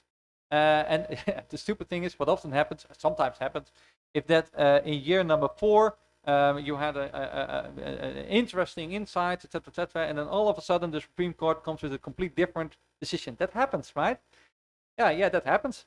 And then, but that doesn't say that your whole research is invalid or irrelevant. No, it's just your research is done. You showed, you added something, and perhaps the court in its final decision has a different standing point. Yeah, that's just something to recognize somewhere in your thesis, that this is also a way of thinking. But apparently the court picked another way. Yeah, that can happen. That don't feel too. It's not really a big issue, because you still. I have an example on this. We had a PhD researcher. It was on she did research on a very, it was a very topical issue. It was you could save to get some money, save in terms of with your in your employment labor contract. Your employer could give you some money, but you would not receive it, but it would be put on a different bank account. And later on, whenever you want, you could take that money from the bank account via your employer, etc. Yeah, that was a very interesting problem. She had a very interesting insights, concepts like freedom of contract, etc. All done. And then in year number 4, the legislator annulled the whole system, so to say. Yeah, then you could say, oh, my whole thesis is now obsolete. But that's not the case, because you showed there is a case here at hand in the Netherlands. It was a Dutch case that showed that there's been someone in the past made this decision. They also came back to it, but and you in your thesis reflected on it.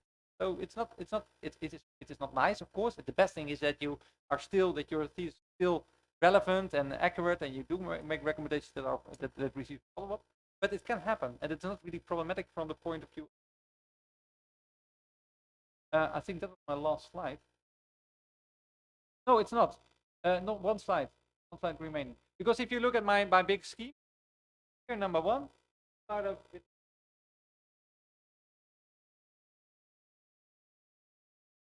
your assumptions and your hypothesis. That's what you do in your year number 1. So you try to write chapter 2 and 3, perhaps 4, depending on how you organize it. And then in year number 2 and 3, you are gathering facts based on your hypothesis, and you try to gather the information, so to say. Year number 2 and 3. Then in year number 4, about the analysis, going back to your theory and your concepts. Yeah. And then if you've done that, you're done. Thank you. I think that was my presentation, if I'm correct. Thank you very much, Professor. How about a round of applause for Professor Tonar? That was very good and on time for Q&A.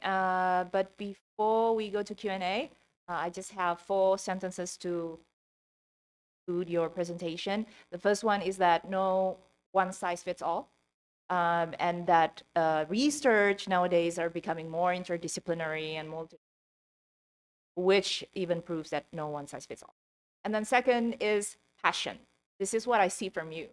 You're speaking with passion, and we will survive that bathtub drowning if we can maintain our passion. But of course, it has to be balanced with the availability of the resources, our capacity, and the availability of the supervisors. In other words, we have to be realistic. The third conclusion is make yourself open for criticism. It is not a plea in the court, as you said, Professor. And we need to do continuous assessment and reflection throughout our research cycle. The fourth one is that I see you as more than a professor of research methodology, but also a motivator. So I have a selective hearing. I stopped at number 5, actually, because 1 and 4 are very relatable for me, but not yet 5 and 9. So that means we just have to invite you again when we get to that point. So now Q&A. Any question? Bapak Ibu ada pertanyaan? Silahkan. Untuk yang online juga akan saya bacakan.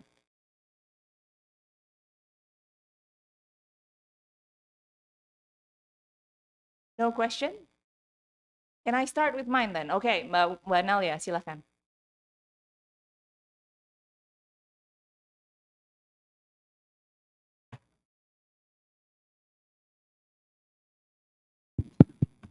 Okay, good afternoon. My name is Nalia. I asked a question yesterday. This is a general question, okay? It's not my case, okay?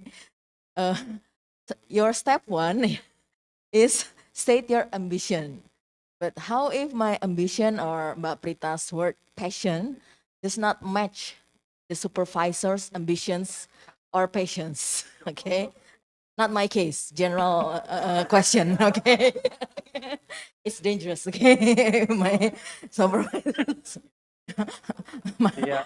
Okay, that's the first question. And then the step 2, formulate a research question. As you said, we can have a different taste or opinion regarding a research question. What one thinks as a good research question might not be a good research question to others. So I conclude there's a relativity or dilemma, your language, on this matter. How to manage with such relativity? Because it's regarding someone's future. You know? Yeah. Okay. Yeah, your first point is well taken. You have ambitions. Your supervisor might have an opinion on your ambitions, and again, it's well taken because as a PhD student, you're rather vulnerable in the end, right? You are depending on your supervisor, and you're assessed using, well, not always very clear criteria. What is good and what's bad, right? This is the case in the Netherlands, so I take it that's the same here in Indonesia, and well, be explicit on this. Be explicit with your supervisor. That would be at least in the Netherlands, in the Dutch context. I'm not sure if it would fit in the Indonesian culture. If you could discuss this with your thesis supervisor, and like, what is it actually that you want me to do? And quite often, hopefully, the supervisor does not give an answer to that because you have to define your ambitions. And if you confine to, let's say, not writing this if you are more happy with applied research, yeah, then I would say so. If your supervisor guides you in the direction of doing very basic research and you don't feel happy with it, yeah, you can never finish a job that you're not very happy in. Or if you do so, it's pretty likely that you are end up, let's say, yeah, very unhappy. And that's not what we want, right? In the end, it should be joyful, and you should learn a lot. And yeah, perhaps it's easy for me to say from my perspective. I totally understand that. But let's be clear on this. We have these debates in the Netherlands as well, in Groningen, with PhD supervisors having a different opinion on the direction of the research than the PhD student. And then sometimes I, in my capacity as director of the grad school, I even decide to change the supervisor. I try to find another supervisor that is more helpful in this aspect, you know? And I don't know if that would be fitting in your situation in Indonesia. Pretty likely it's not. But yeah, in the end, everybody wants you to succeed. Yeah? I hope. Yeah. And your second question is more or less connected with that. Like, what is a good research question? And you might have a different opinion on that. Yeah, that's true. It's true. Some perhaps there is a culture of doing research here in Gajah Mada. That can be the case. Where it is perfectly fine to have multiple research questions in one research, but I see a big pitfall in that. So I hope, and again, in the end, you are your own project manager. I would almost challenge you to take your own position here and try to convince your supervisor. That must be possible. Arguments count in our research, right? And an argument made by a junior is not less valid than made by a senior. I'm always very happy if my students disagree with me. Yeah, but perhaps that's in the Dutch culture more convenient, but that can be the case. I don't know, but in the end, yeah, you can step up for yourself.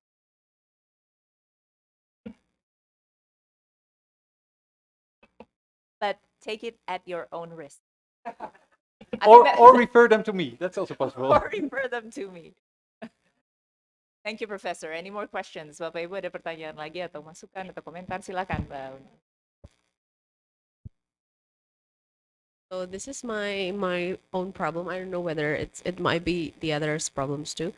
When we were discussing in the methodology class before, we were discussing about a theory.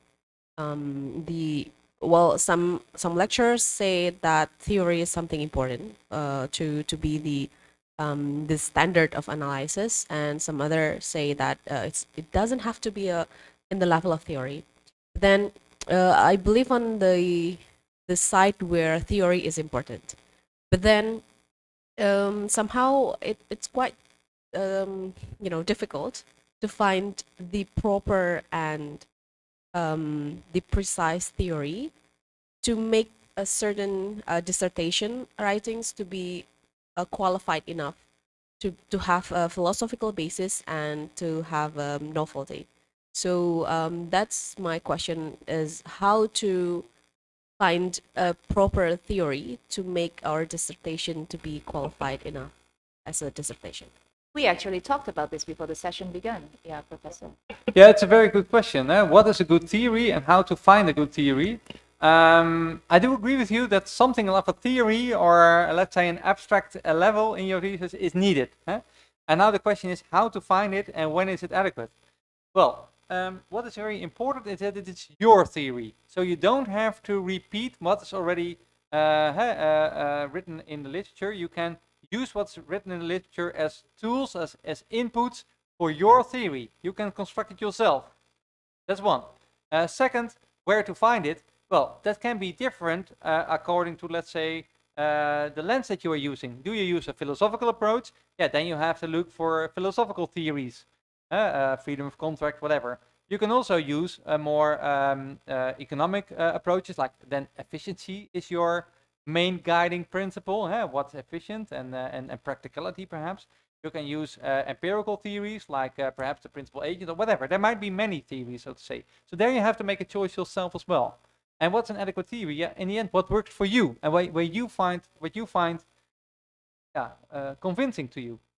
And here, especially again, if you use norms, doctrines, make sure that you make explicit what kind of legal theory you're adhering to, because here there are different choices to make. You can take a more leftist position or a more right position. liberal position. I don't know. There might be differences in that aspect. Does this answer your question or not? Perhaps the answer is easy, but doing it is difficult, I think, right? Because in your case, with the smart contracts, you are now constructing your theory then, or you are thinking about your theory, right? Yeah, because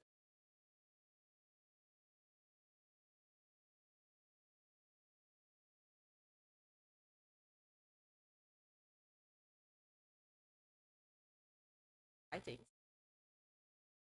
right tone. Yeah. So yeah, somehow I'm trying to, you know, figure it out on how to construct this code is law concept. Code is law. What is Code is law.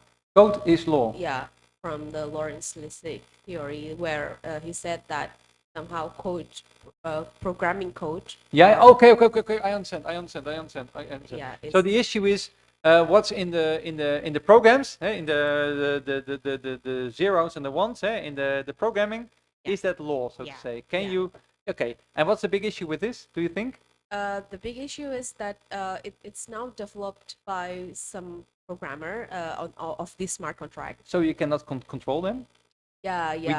don't know who well, they are. Well, yeah, we know them, but then the question is how to legitimate Yeah. their Yeah. program Yeah. to be enough as the contract that having the autonomy of the parties. Yeah, exactly. yeah. So we as individuals do not control what they do, Yeah. and therefore your big question is, is there then still autonomy of the people, of the Yes, persons, of the exactly. citizens? Yeah, kind And on the other hand, and why is there no? Well, because there is less transparency or whatever. Yeah, Huh? yeah, Yeah. So that's an interesting theoretical problem, I would say. Right? Yeah. Do you think? And this whole code is law issue has been written a lot about also with e-government, for example. There are other sources where you see the similar problems, and there you can that's perhaps a good approach for you. If you try to construct this doctrine, this theoretical point of view, you can search for other examples where they, the legislator or parties, used things that look like smart contracts, blockchain, whatever, and observe problems like these problems of transparency, control of the programmers. In the end, Google governs. That's the problem, right? Yeah. Well, that's on my thoughts right now. The problem is dig more, like Yeah. to But here you have to read a lot, get inspiration from the literature where people did similar research, similar problems, and then after a while you stop reading and you take 1 week off, don't read anything, and you just think, what is it that was helpful for me here in what I read? What elements of this whole literature is helpful for me? And there you construct your own doctrine or theory or whatever, so to say. Yeah. I just exaggerated a bit, but you understand what I mean. You just read a lot now on the on elements of coding, etc., and the legal perceptions on that, and then you try to pick what's relevant for you, and you leave out what's irrelevant for you. Yeah? And by the way, if you construct like a code, like a doctrine or conceptual framework, make it as concise as possible. So don't put too many norms in. Only 2 or 3 or 4 elements is already enough. I mean, it's the same as having a very broad research question. If you have a very broad conceptual framework, then it doesn't really give you that much order. Or if you use many norms, then you end up with confusion. Exactly. Yeah.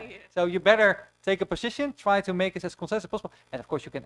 I say 2, 3, 4, but it can be 5, 6, 7. There is no clear-cut definition there. But you better restrict yourself instead of broadening.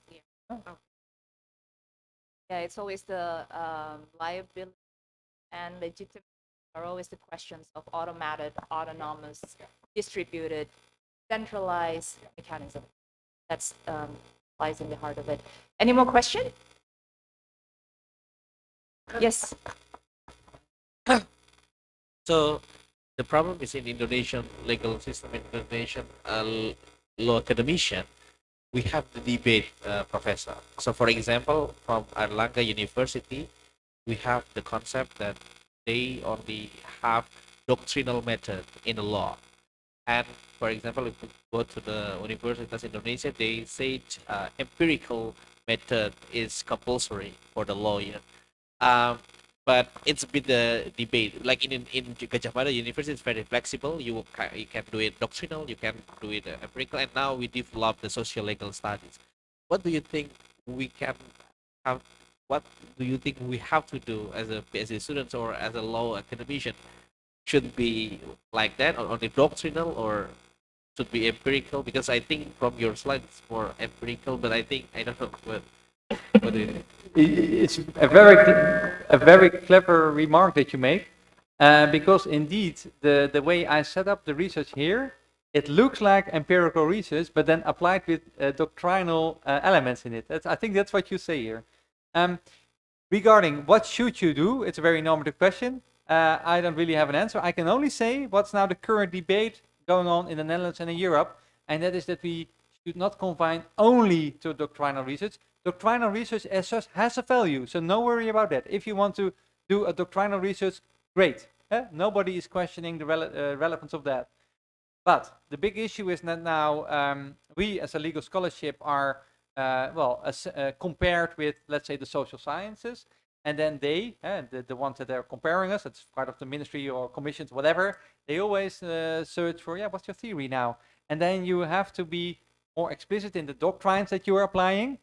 And I think that quite often doctrinal research here in Indonesia do not make that explicit. They just assess without making explicit which choice do I make in my doctrine.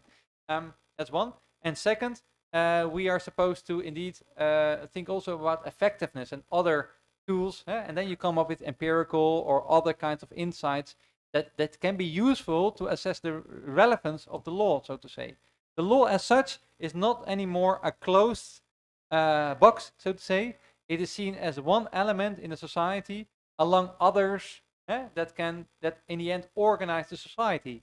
And that's the way now the legal scholarship is looked at. It's also the way we are now funded. That's perhaps very blunt, but that's of course a very important trigger, incentive. How do you get your money? Well, if you show to the ministries and whatever that there is a societal effect in the law, so to say. That the law as such is very interesting, but it also has a societal effect and a societal consequence. And and therefore, it's now common, more common to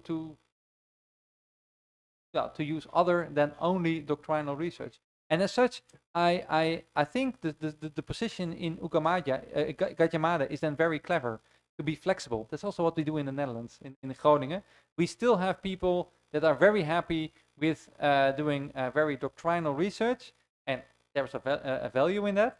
But we see now more and more people that are using either economical approaches. We have law and economics. You have to law and economics. We have a professor in law and economics. But he's not a lawyer himself. He's a political scientist, and the only thing he's doing is calculating the costs and benefits of certain rules. Different approach. And of course we have philosophers, but you have that as well. I think law and philosophy is already very common. And we have a sociologist, psychologist. For example, the whole idea of punishing people who are a little bit mentally disordered, that's a very interesting question, right? And it's not only a legal question, it's also a psychological question, right? So here you see there are lots of disciplines already involved in our faculty, and I think the same goes for Ugamaitia. Oh, so you're saying that in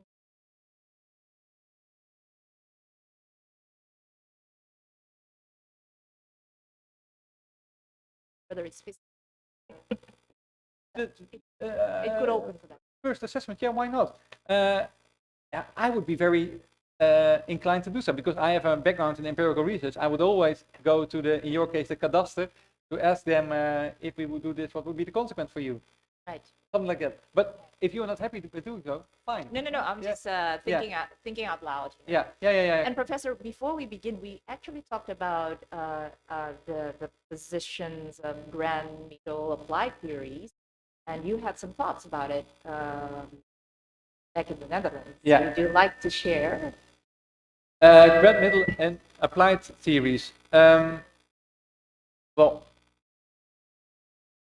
Yeah, I think with your grant theories, you suggest that these are the most abstract theories that we can think of, like applying HLA hard or walking. Yes, but do we have to have all three? No. And do they have to No. be theories? I know you said you answered that already. It's not always common in the legal research. Is they Yeah. No, it is as I said to the lady, you should stick to a theory that, again, from my perspective, I don't know if it would, let's say, be accepted in your culture or in this faculty, but in my perspective, you should search for a theory that helps you. And if that is indeed this abstract grand theory, fine. If it's a more applied theory, also fine. Yeah? And there is no reason to apply all three kinds of theories. I don't see a reason to do so. okay? But not everybody has to cite hard or walking or whatever. That's the most important. Yes. We still have more. We still have 20 minutes actually. So if any of my fellow PhDs would like to, or prospective PhD, would like to raise questions, it can be as specific as you want. That might be relevant to your research, or as generic as may see fit. I see no question from the chat box that we have in the Zoom cloud meeting, Professor. Yes, of course. Okay, Professor, I saw many case study in your slides, in your presentation, that we can do the research on the case, but with the Netherlands, we don't have the binding force of precedent as the system. Do you think it's actually relevant to do the research by showing the research? For example, in Indonesia, it's very difficult. For example, in one corruption case, but they split the defendant. I also mentioned about the Supreme Court judges. In one case, with, for example, 3 defendants, they have totally different decision. Yeah, we have many cases like that. So it's sometimes when we do the research about that, we got the confusions, and that's actually the results of the. Also, what do you think we can do with this? Again, a very good question. It's actually about let's say, the value of cases for your research. And now I said you can use it in 2 directions. Either you can use it to build on your normative framework, your doctrine, that can be useful. I mean, there are some landmark cases, I think also here in Indonesia, that are often cited, often applied, and seen as this is the adequate interpretation of a certain norm, something like that. That must be the case in Indonesia as well. That's also the case in the Netherlands. That's one. You can use case law for that aspect, so to say. In the Netherlands, we have cases on almost every field of law, when it comes to the division between public and private, or between, let's say, also the point of reconsidering judgments, final judgments. Then there is always a Supreme Court decision that gives in its arguments reasons why, and that actually can be part of your normative framework. That's one. Case law can also be part of your facts, and then you try to assess how is this norm applied. And then it's not so much only the Supreme Court that's relevant, but also district courts, lower courts, I don't know, but any kind of court that can be relevant then. And then it's interesting, as you say, sometimes the court says A and sometimes the court says B. Yeah, I hope that there was a justification for the decision in its arguments, in the case itself. And then you can try to figure out, under circumstances A, B, C, the court decides that. Under circumstances X, Y, Z, the court decides that. And then you try to map the reality and then in the end you try to predict that if the facts are like this, the outcome of the court will be like that. And then there will always be so-called black swan. That means that's the decision of the court that you cannot understand. It's completely off the hook. That's completely strange. That is, and right, that can happen. Yeah, you better say so. Like it is. I don't understand why the court made this decision, given the fact that in another decision case they made a completely different decision. That can't be the case, right? I think that happens here. That happens in the Netherlands. That happens in every country. And quite often there are reasons why the court made another decision. Sometimes because they were not aware of the current jurisprudence. There might be other reasons that we don't know, like a lack of knowledge, lack of capacity. Perhaps, you never know. But yeah, this can happen. But it is one source of information, case law, and I'm not sure how it is in Indonesia. But nowadays in the Netherlands, lots of case law is published on the website, and that means more than in the past, where we only had a few cases published, and we had to, let's say, assess the application of certain norms by the court based on the scarce published jurisprudence. Now we have more, and then we see even more, let's say, black swans, cases that where the court decides in a way that we don't understand. So, yeah. And funnily enough, that's the last thing I want to say on this. With the interpretation of court decisions, it's mainly text interpretation.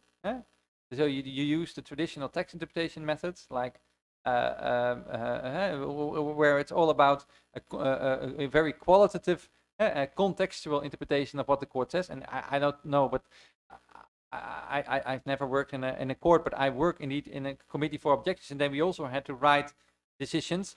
Quite often, courts are very good in, let's say, restricting the context of their decision, right? Given the facts, and then lots of facts, I will decide this. And yeah, because you identified so many facts, then yeah, the relevance of your decision might not be, as you say, be relevant for other cases. But funnily enough, since we have now more and more cases available, you see that many of my colleagues use quantitative mechanisms to make predictions on court decisions. So they try to identify certain factors, result in certain decisions, and if you have lots of data available, then it's perhaps possible with a certain degree of uncertainty to predict how the court will decide in a certain case. You can say a lot about this, also on the validity of this research, but that is now getting more and more attention in the Netherlands because we have so many data. I don't think it's in Indonesia is the case, right? I mean, are these cases all published on the internet? No. Could be. Well, Yeah. big country, Yeah, of right? course, of course. That's the reason why I think it's and then mainly by the Supreme Court, everything's published, or should be But also. I think Okay, yeah. sometimes. Yeah, Yeah. but that's the same in the Netherlands. But then even Supreme Court decisions are all published in the Netherlands. Highest administrative court, everything's published. But when it comes to district court and court of appeal, yeah, not everything is published. I think only 20% is published. And if you want more, you have to ask for it. And yeah, you don't know what's there, right? So that's always problematic. Even from the district court, have to publish the decision. Oh, Now in the district court, it's very difficult. Have 500 more district courts Yeah. in Indonesia. Yeah. Very far away Yeah. from the country. It will need like more than 1 and 2 years to. yeah. And then in your position, year number 2 and 3, about gathering data, you have 500 district courts, and you want to know how they applied a certain concept, right? It's impossible. So you better confine and try to search for a way to restrict yourself. Pick 1 or 2 cases, or 1 or 2 courts, or you just pick the one that's been cited often, or something like that. That's an important one, I should say. I mean, if you have 100,000 different cases that might be relevant for you, how do you make selections?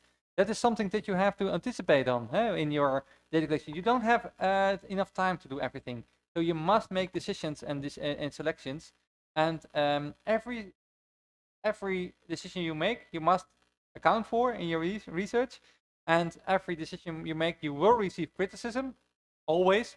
Yeah, like you missed that one case. Yeah, that's the case. I cannot do everything, right? You only have 2 years or 4 years, but 2 years for data gathering, and that's it. You cannot do everything. But this is a problem with 500. Pick in the Supreme Court judgment. Yeah, makes sense. But actually, judgment, they are very good. For Yeah. example, like we have the judicial pardon in juvenile justice system. Yeah, but it never implement. It was never implemented in the Supreme Court. It is actually implemented by one court judgment in the very far away. I forgot the name.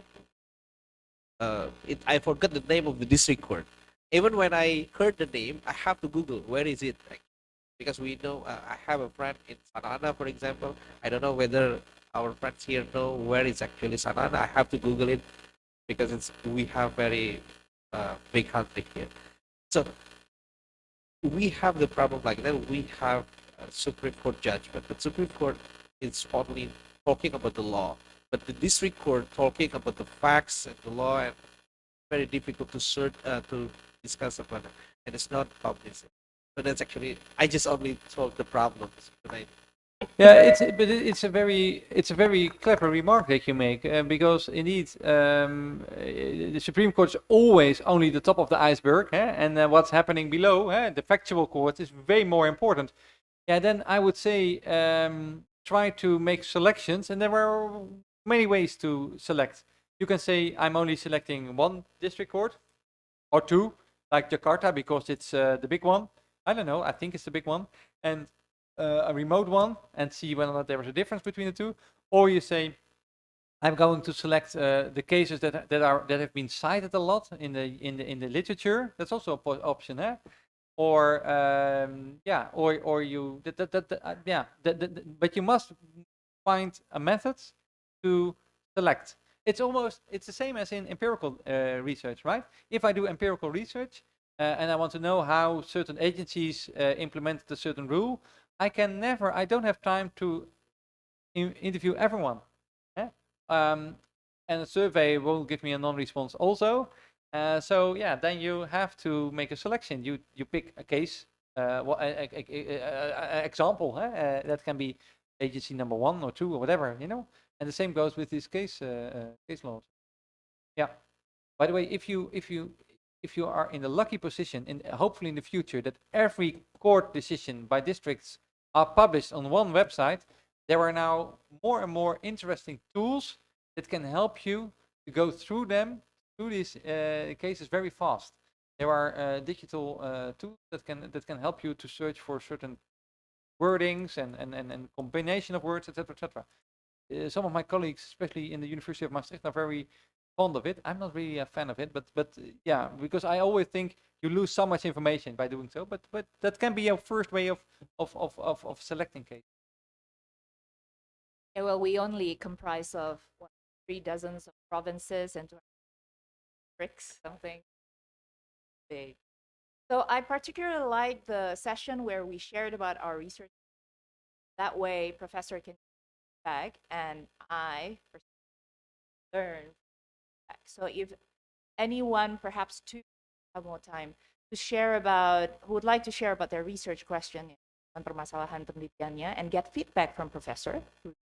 We're so grateful that he's here today. I welcome 2 volunteers, online or here. Otherwise, I'll appoint 2 volunteers. Mas Erwan, would you like to share your research questions? No? Any takers on my offer, please? I do want to learn. The gentleman in the suit. You are not a student yet, but do you have a research question? Gentleman, a mic.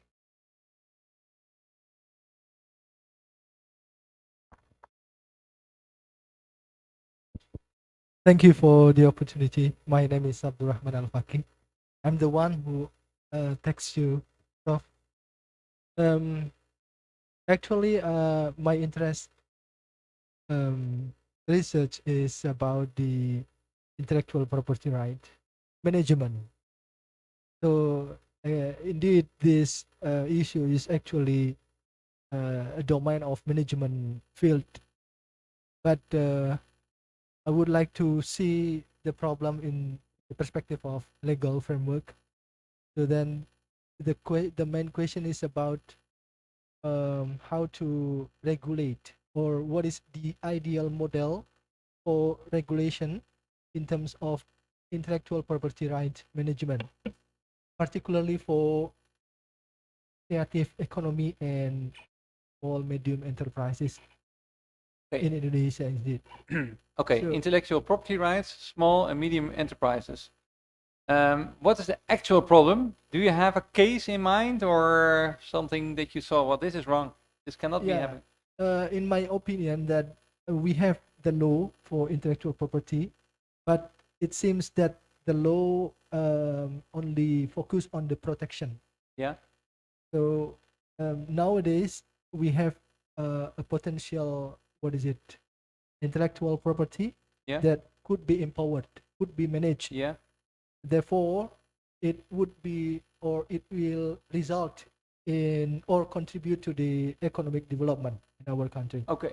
So, particularly for the creative economy and also small medium enterprises. Yeah. But do you now So- think that the small medium-sized enterprises, they are the victim, or are they the ones from this intellectual property rights? So perhaps if they should do something, they can be held liable, or is it that if they produce something, they are not enough protected? What is it? The last yeah, one? they the first issue is that they don't aware yet about this, Yeah. and they don't see this as a beneficial Yeah. for their business. Because the idea is then, I think, that if you are a small enterprise and you find something new, you develop you have to protect it against. So that's the first layer of regulation. Yeah. You need to protect it. Yeah. But I think if you already got the protection, you can also use this protection, Yeah. your right, Yeah. your exclusive right, Yeah. to be tools, Yeah. to be a business strategy to develop, to grow your business, To close your business. to growth, Grow. to Increase your develop. business. Yeah. Okay. So- Okay. So the fact now is small medium enterprises who already got the exclusive right, Yeah. they already registered Yeah. their IP, Yeah. they only storage their exclusive right in the box. Yeah. That's it. Yeah. Yeah. Because the regulation focus only on the protection, but the regulation and also policy or from the government doesn't have to or doesn't support to to support to facilitate them how to use their exclusive right as their business tools. Yeah. To develop their Expand. business, to expand their Uh, business, to be yeah. more competitive. Yeah. So I think there is a lack, there is a gap of regulation, especially in the policy. Government policy as well. And I think that the existing regulation in terms of intellectual property right is just, covering the protection is just about how to fulfill the harmonization with the international Yeah. rules Yeah. or agreement. That's it. Yeah. But indeed, government also has an obligation to support those who has already their exclusive right. Yeah. Yeah. So that's what I'm Yeah. aiming to do or conduct my research. So you see, Yeah. intellectual property rights. They Yeah. have a specific angle. That means international rules and etc. etc. And now you say it does not align with what we want actually, or the aim of the goal, or the aim of small and medium enterprises, increasing them, let them expand. Why do you focus so much on small and medium enterprise? I mean, to put it a little bit bluntly, there is a big issue with the so-called startup industry. These are the smaller Yeah. creative industries. Because they are the backbone of our economy. Oh, Because the small and medium enterprise are backbone. Yeah, that's true. Yeah. And also the government focus on how to develop them and Okay. support them. Okay. Yeah. So, okay. So, like, for example, the crisis in 2019, 2008. So, small medium enterprise is one of the backbone. Yeah. And that's why we need, or the government should pay attention also to facilitate them, Yeah. not only by lending them money Yeah. to grow, but also how to empower them, Yeah. especially who already got the exclusive right Yeah. through the intellectual property Yeah. right protection. Yeah. So that's Okay. what I'm aiming to. Okay, thank Yeah. you. Differences out of the bathtub, just slipping into the bottom of the bathtub, and right at the bottom of the bathtub. Yeah. but he is still putting his toe in the water. now. Just Yeah. testing Testing a the bit. water, not Yeah. even me. If it's warm enough, huh? That's If yeah. it's not too Yeah, it is not too cold. Yeah, interesting, interesting. Yeah, there's a lot to say, but perhaps we can have a more in-depth discussion later on. But in general, you got something that keeps your heart beating, right? That's good. You are interested in these small, medium enterprises, how to protect them, how to, let's say, empower them, as you say. And then you say, the regulatory framework as such is not adequate to do that. And now, what's the solution? So that's from a more general point of view. It's a I can see it happening, so to say.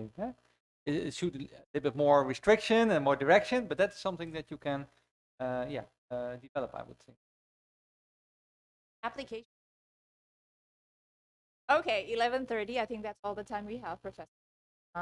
Unless any other of my colleague has pressing or very urgent question, I will have to end the session here. I guess. Okay. Thank you very much, Professor Albert Tolana, for your time. It has been a very, very, very useful and very interesting discussion. And I know that in the Netherlands, the PhD students, they choose, or they can apply to choose their supervisors, right? Yeah. That is something prominently different to what we have here in Indonesia. Yeah. And why I'm saying this, I'm sure you're overwhelmed with students wanting to have you as supervisor. No. No. Okay. No. Yeah, that's because of my position as a director of the graduate school. It's of course a little bit strange if I would accept all the PhD students, that my colleagues will look a little bit strange at me. But indeed, as you say, it's a principal right of the PhD to choose his or her own PhD supervisor. But of course, we always try to find good matches. So if you choose someone that I think, that's not adequate, then I would say so. I would, in my capacity as director of the graduate school, I always try to search for the adequate matches. Because in the end, it's almost like a marriage, the PhD with his supervisor. Yeah, it's perhaps a stupid example, but you are in it together. You have to accept a lot from each other. So, Like a marriage. I will take note of that.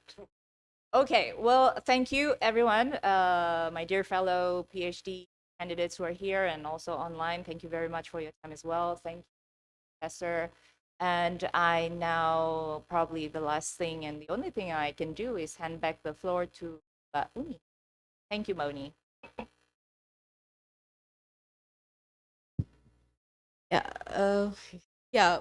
May the audience give applause, a big applause to both of the motivator, all of them.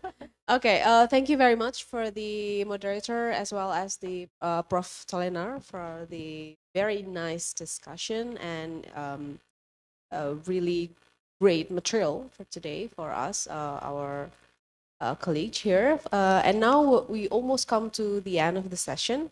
But before we close today's agenda, we're about to, there is a little memento gift from this faculty as well, especially from the doctoral program, that would be given by Bapak Akbar as the head of the organization in our doctoral program. So we invite Pak Akbar and Sir Prof. Tolenar into the front of the seat.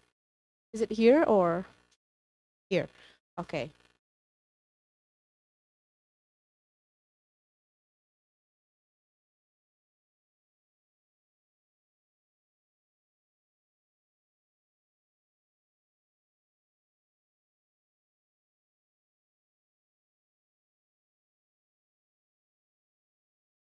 Partial photographer.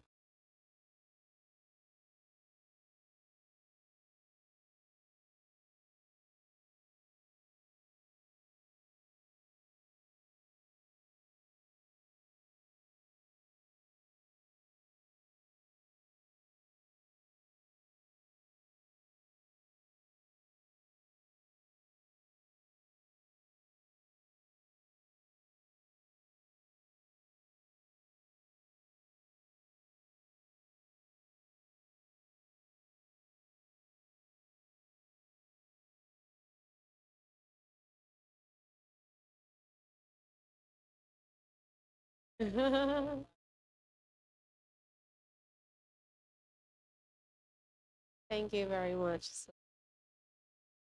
Yeah. Yeah, please. Yeah, thank you, sir. And